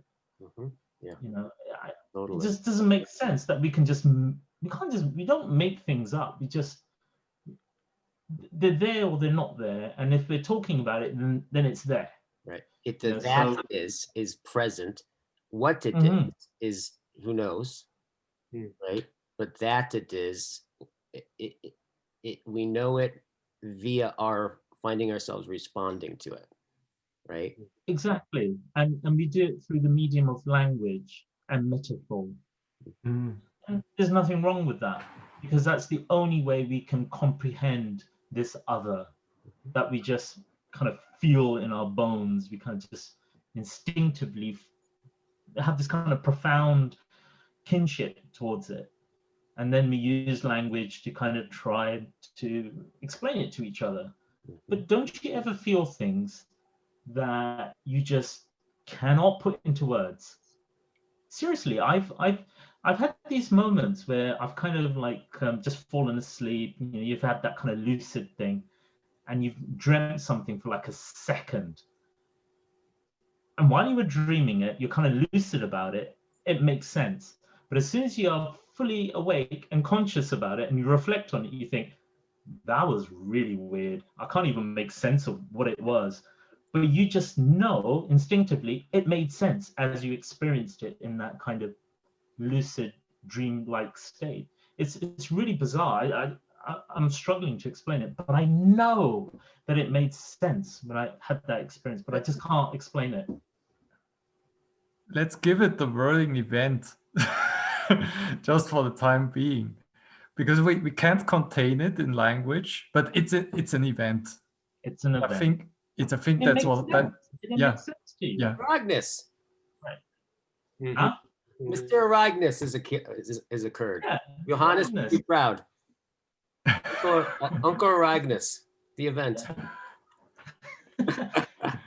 it's that thing. So it's that thing that you just kind of Inappropriate know. appropriating. Mm-hmm. Yes. Yeah. That's like, well, I would say, you know, that the Can I just say one thing? You know, kotoba, the Japanese word of language. And I know, Guy, you have read the text with Christopher, right? Yeah. You know what, when he says, it talks about koto. When he asks, this is the hardest thing that you can to talk about, right? Yeah. Yeah. So we're coming in this realm. Right. The Koto realm. And do you know how they rephrased it in the dialogue?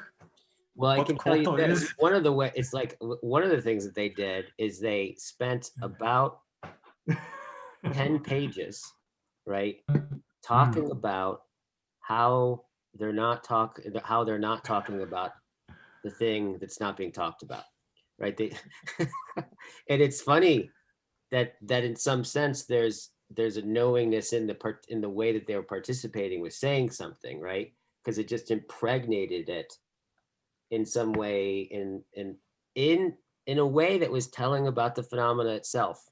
But say the thing that was more specific. So I don't know if it was. No, we are doing the same thing here. Yeah, totally. Totally. It's important to note that we haven't that we don't know exactly what it is, though. Right?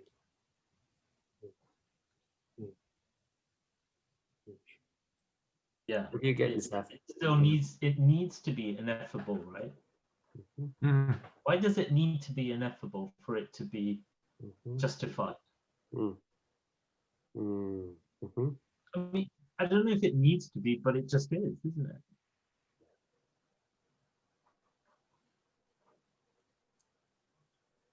What do you think? Yeah, no, I'm thinking that's exactly right. Like, it doesn't need to be justified, and that's how it justifies itself. Like, it's just so, it's an event.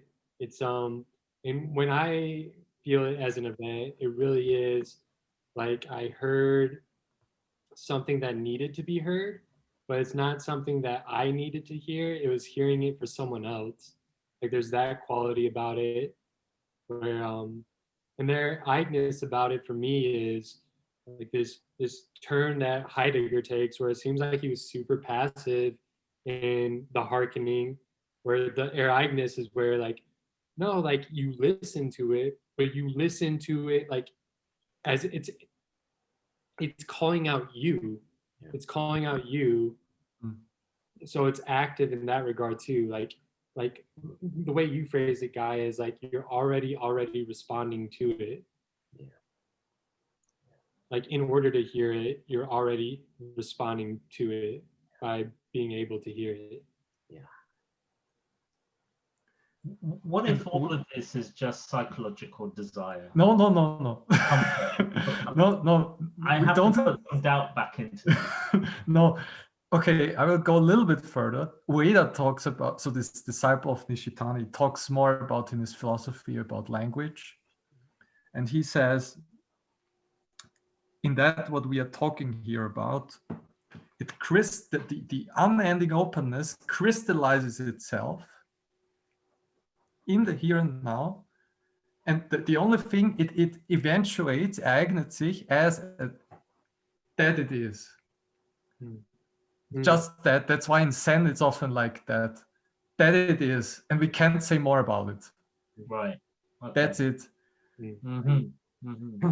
Totally. Yeah, because everything said at once in just this.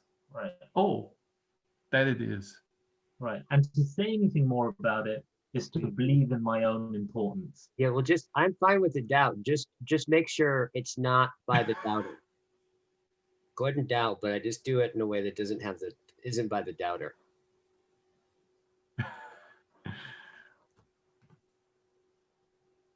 What does that mean? What? What does that mean? What? All doubting allowed as long as it doesn't include the doubter. Yeah.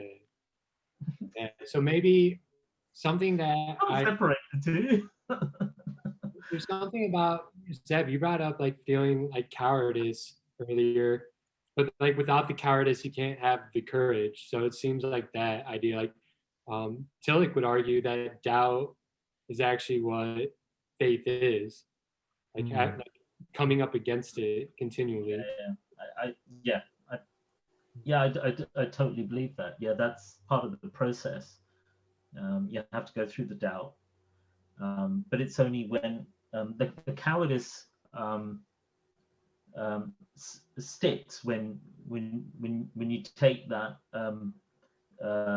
stance that my nature is to believe in my own in importance, and that keeps you distanced from being itself, from your nothingness as being the ground of your being. That keeps you distanced from it. Right. And by elevating your own importance, you justify that resentment that you feel towards that kind of profound kinship with nothingness that you get hints of when you feel profound boredom, that profound existential boredom. You get hints of it, but because you elevate yourself, you keep that at bay. That's not me. I'm going to carry on bigging myself up. I'm going to carry on being busy and being the best whatever that I am or can be. So look at it from a moment from like in terms of narcissism, right? The notion of Narcissus in the myth, right?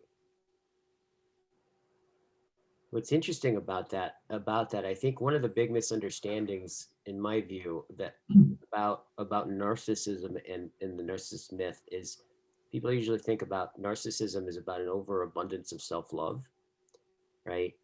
And that like that the myth is basically, Narcissus is supposed to be the most beautiful person in the world. Then he sees his own image, and that basically what you're seeing is not him thinking he's the most beautiful person in the world. It's he's mistaking that image with himself, right? And that's the torture, right? And that's the whole thing about like basically essentially saying my being, like it. And so imagine that. So it's like, well, first imagine being the reflection. Put yourself in the reflections like position, and there you are, right? Narcissism happens, and then you happen, and there's there's narcissists. You're looking at the most beautiful person in the world, beauty itself, right? And it thinks that it's you. And you know that you're just this flimsy kind of ephemeral inferred thing, right? And that confusion's happening. You know what it'll look like? It'll look like, oh, and you'll see narcissists like, oh, and like it'll mirror, right? Like the agony will mirror narcissist's agony. And so like, and you can imagine what it would take on on the being the reflections part. I've thought about this. This is what's tricky. Is there anything that the reflection could do that could at all point to the truth of the matter, right? It seems like anything that the truth that, and here's the truth, narcissist beauty is already that for which he's thinking he's seeking, right? But can't have in the image, right? Can the image can it reflect back to him the truth of that? And I don't think so. And that's the insidiousness, right? Is no matter how beautiful he gets, no matter how clear the mirror is, no matter what you get the image to do, to point and say it to you, that the deepest truth of the beauty of narcissists, of the self, the beingness of its own being, right, can't be reflected. The whole thing is bankrupt. Now, but imagine, like, for example, like if narcissists could, like maybe it wasn't through the image, but let's just imagine somehow he just gets it. It's like 20 years of agonizing, all of a sudden just becomes obvious. Oh shit. Oh, very funny. I'm the thing I've been wanting, and like, oh, that's probably then he kind of had this moment of like trauma, right? Of like, holy shit, right? And then probably emotions and catharsis. And then at some point, he'd be like, it would just get it. And he'd sit there, right? So imagine what that was like, to sit there. And now he no longer has to seek, because his being is unattainable, but he is he is the thing he can't attain. And that is what it is to be that beautiful. And he sits there like, that, if I follow that along, what ends up happening is like, then I just start to notice the grief, the leaves, the lake, the mountains. What starts to happen is the world starts to reveal itself, right? And that seems to be the only thing in a very simple way that seems the most interesting to being narcissist, right? If it could understand. But that's one of the things about like the hopelessness of narcissism. And it is just, and here's the thing about narcissism. I mean, there's a lot of arguments, and I agree with them. Like, there's something about modernity and like technological innovation that just seems to it requires more and more narcissistic people. Like, our culture requires more narcissism. And, you know, there's lots of people that talk about this, right? But it's like, really, it's the most profound mistake. Personally, and what's interesting to me about the other thing about narcissism is I've noticed that we love to hate narcissistic people. Like, just think about it. It's like, like imagine even Mother Teresa somehow gets it past. If somebody's super narcissistic and they're super self-boating and they're like exaggeratedly so, it's kind of like you could imagine even Mother Teresa being like, oh, fuck him. Like, fuck him. Like, and I think that has to do with the reason we love to hate, right? I mean, the reason we love to hate is because it's a projection of our own shadow. Yeah, totally. And that seems to be the fundamental shadow of the necessary shadow of the self. I think it's arguable to say that narcissism is what the ego fundamentally is, right? Yes. Like Almas talks about that. He says that, you know, he has a chapter in his book he calls the narcissism of everyday life, right? And it's basically it's the sense of I am, so being, via inference. I know that I am because of inferring to something else. And this is why meditation, in some sense, puts you right in the face of that, because once you start to meditate and you just like go, okay, I'm just going to sit here and let go of thoughts. What do you notice?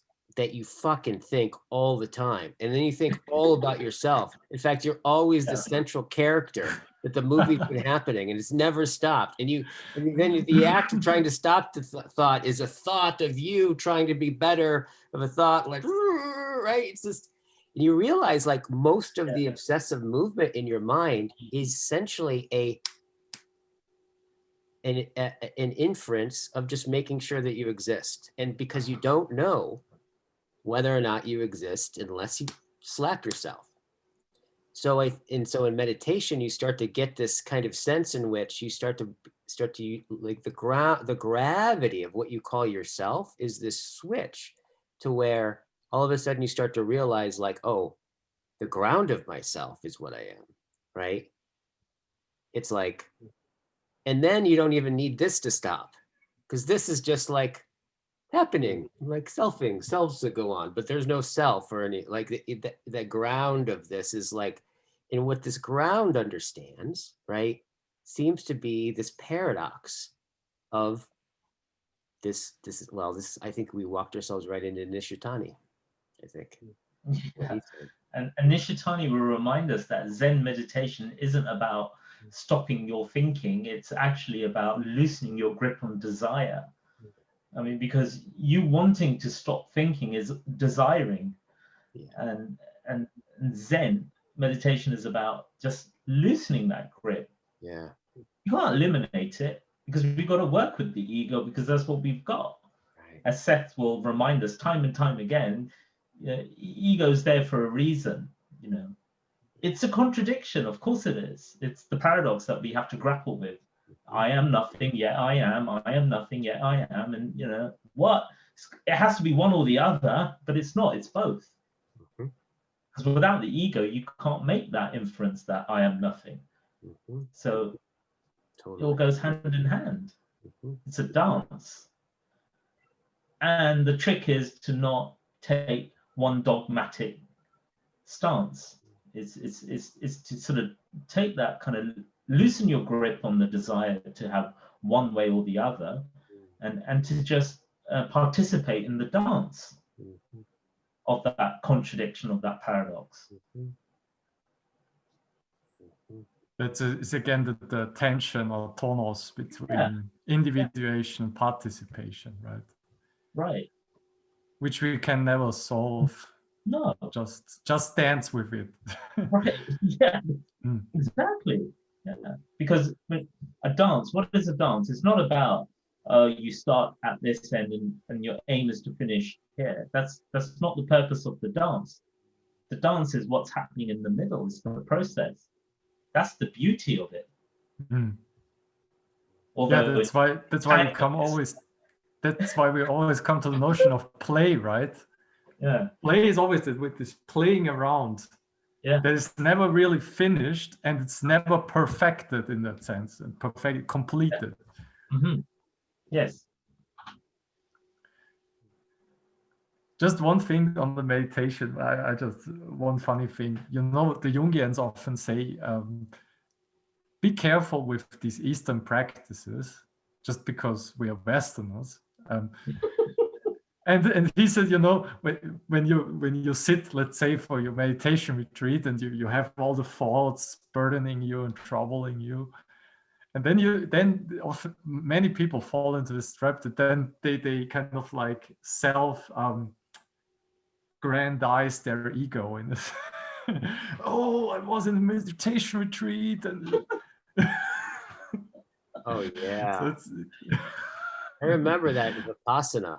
The worst thing that could happen to you is you have a really good meditation, because then the next 20 meditations after that are like trying to let go of your attachment to that good meditation. And you know what? Meditation can happen anywhere, anytime. Right. Some of my best meditation is done when I'm cutting vegetables for dinner. Mhm. That's it. But Or you know washing that that's what the Zen says. When you drink tea, drink tea, and when you eat, eat, and when you cut the vegetables, cut the vegetables. Mm. Yes, yes. So in some ways, one of the things I notice I find in these kinds of conversations, like in, when I read and I'm really grappling with something in myself, or I'm with a text or something like that, which are these very, big themes, right? Or very abstract things. I do notice often afterwards, without having solved anything in my grappling, right? Afterwards, when I walk around and I look at the most simple, ordinary thing, it kind of glows somehow, like with moreness, right? That things are more such, and that seems to be something that there is a quality of simplicity and a givenness that may or may not have any causal actually way I could connect the two, which tells me something about, I think, well, it's probably the same thing of the way when people do like a weekend in circling, oftentimes they go home from the weekend after circling all day and they sit down and they realize their wife is more interesting than they ever saw before. Like that it shows you like on some level, Sign me up. right? But whatever it is that you can see and can see more and more of the people that they've been exercising, like stays open, right?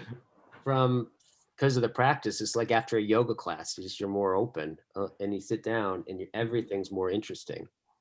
There's something like this happening here, right? There's something like Absolutely.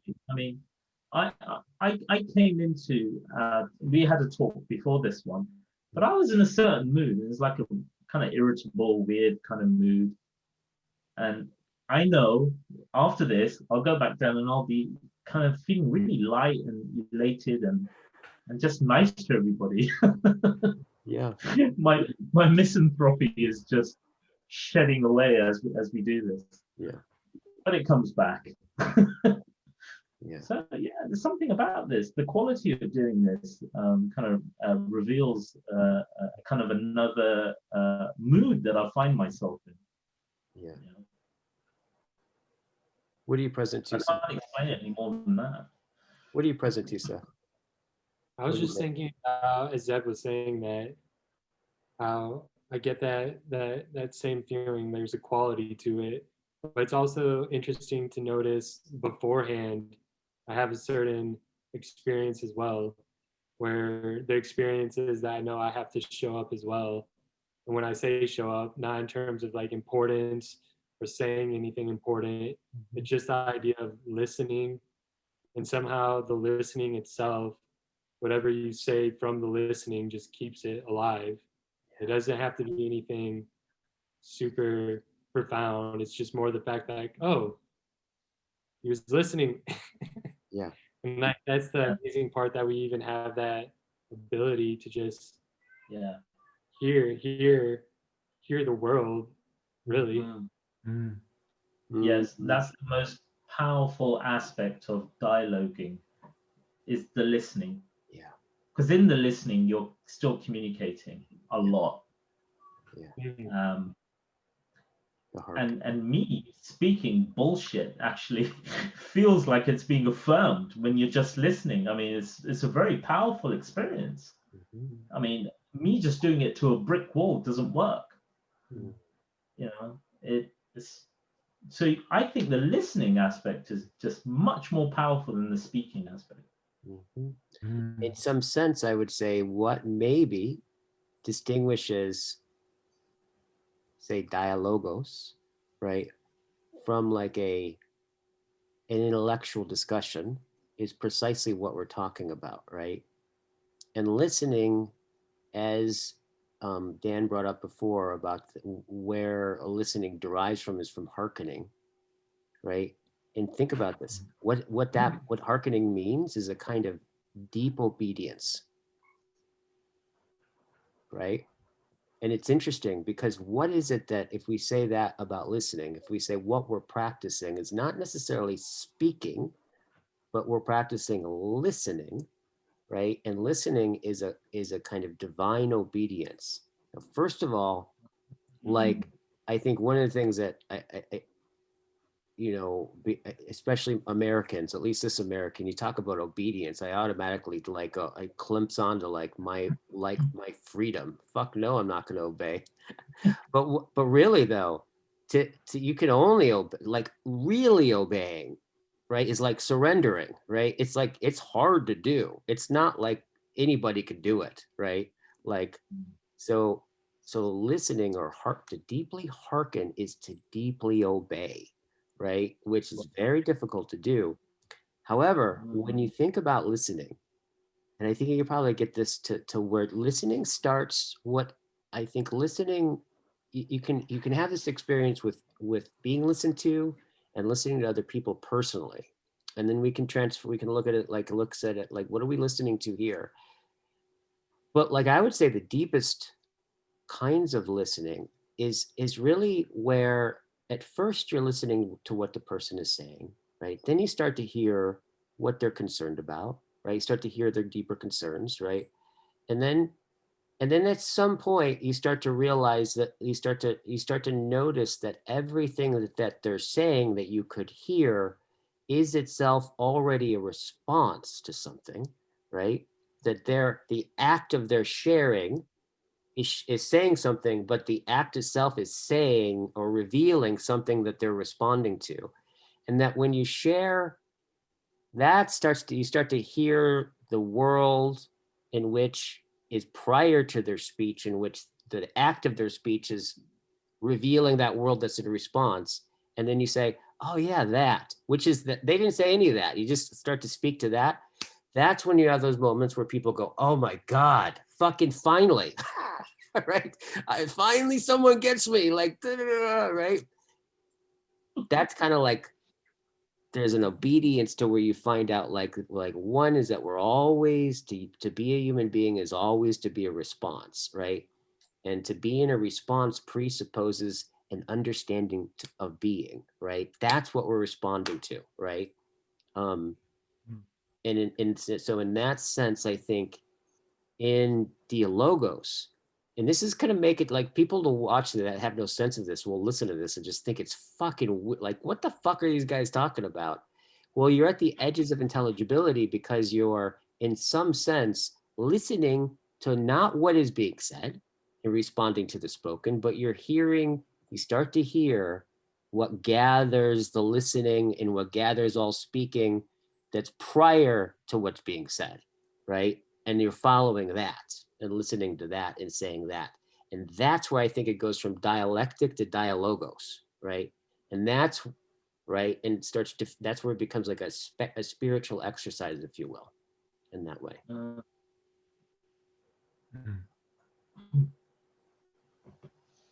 Yeah.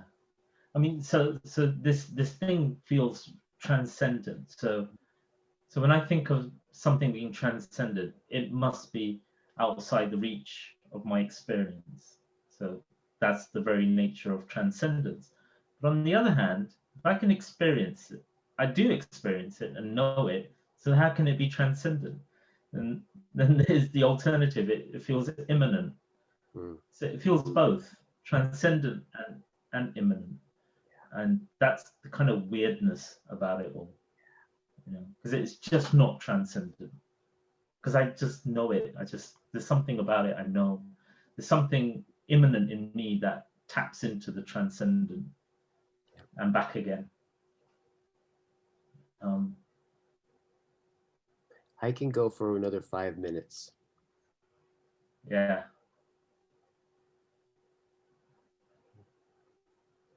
What are you present to, Daniel?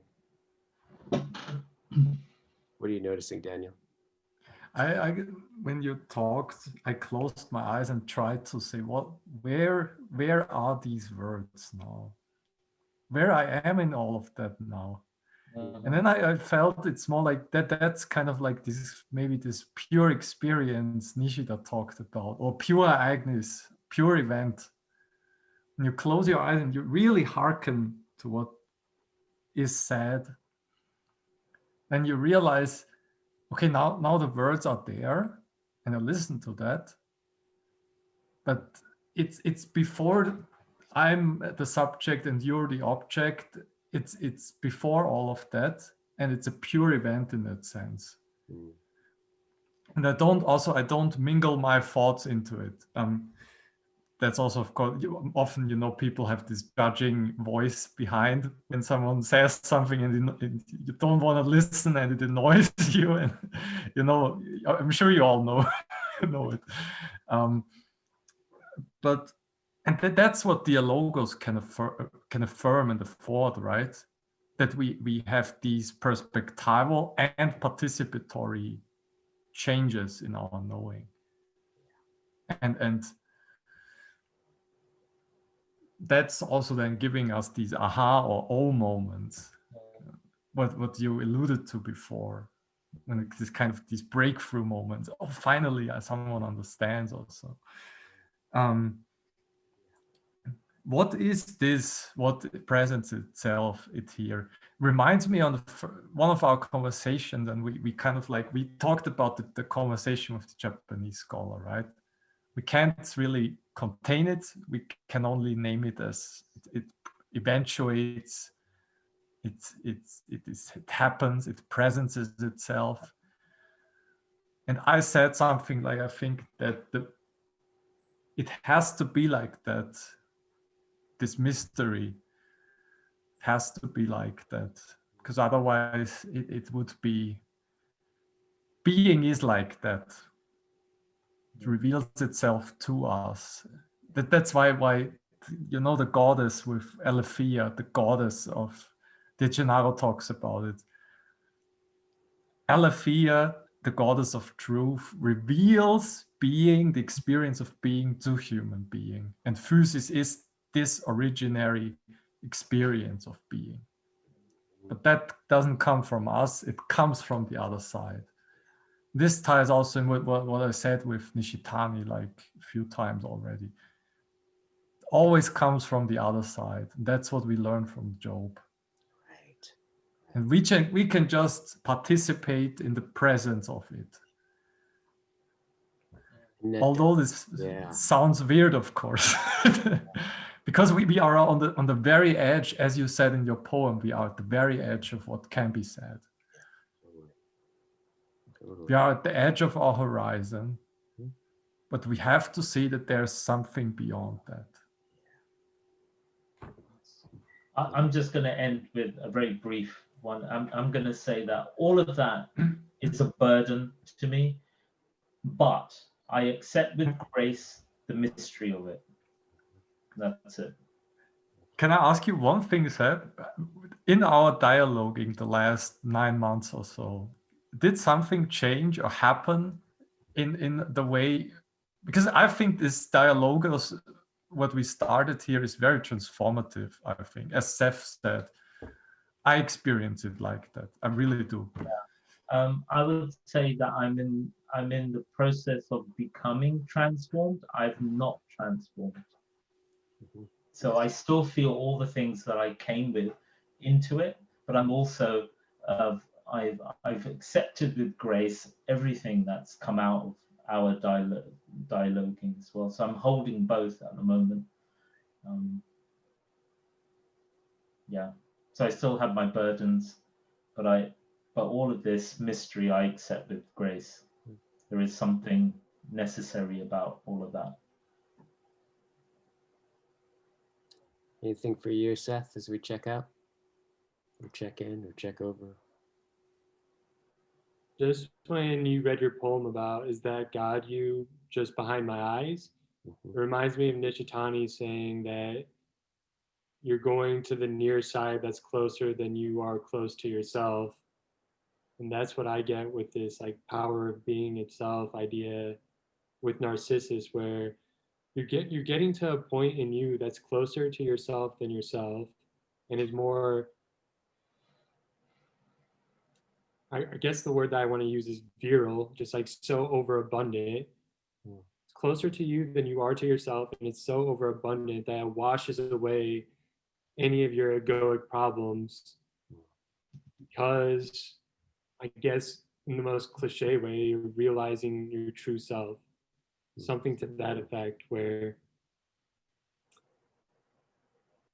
yeah, it's just so experiential. So experiential. And I agree with Zeb, where even though I've had transcendental moments and I feel like there's more of them, there's still also that other part of me where sometimes I lose the light or I lose it, where it's just like you have these experiences and then you wake up the next day and you forget why you thought they were so profound. And it's just that just learning to love the chase in the sense of like Dante's Beatrice, and actually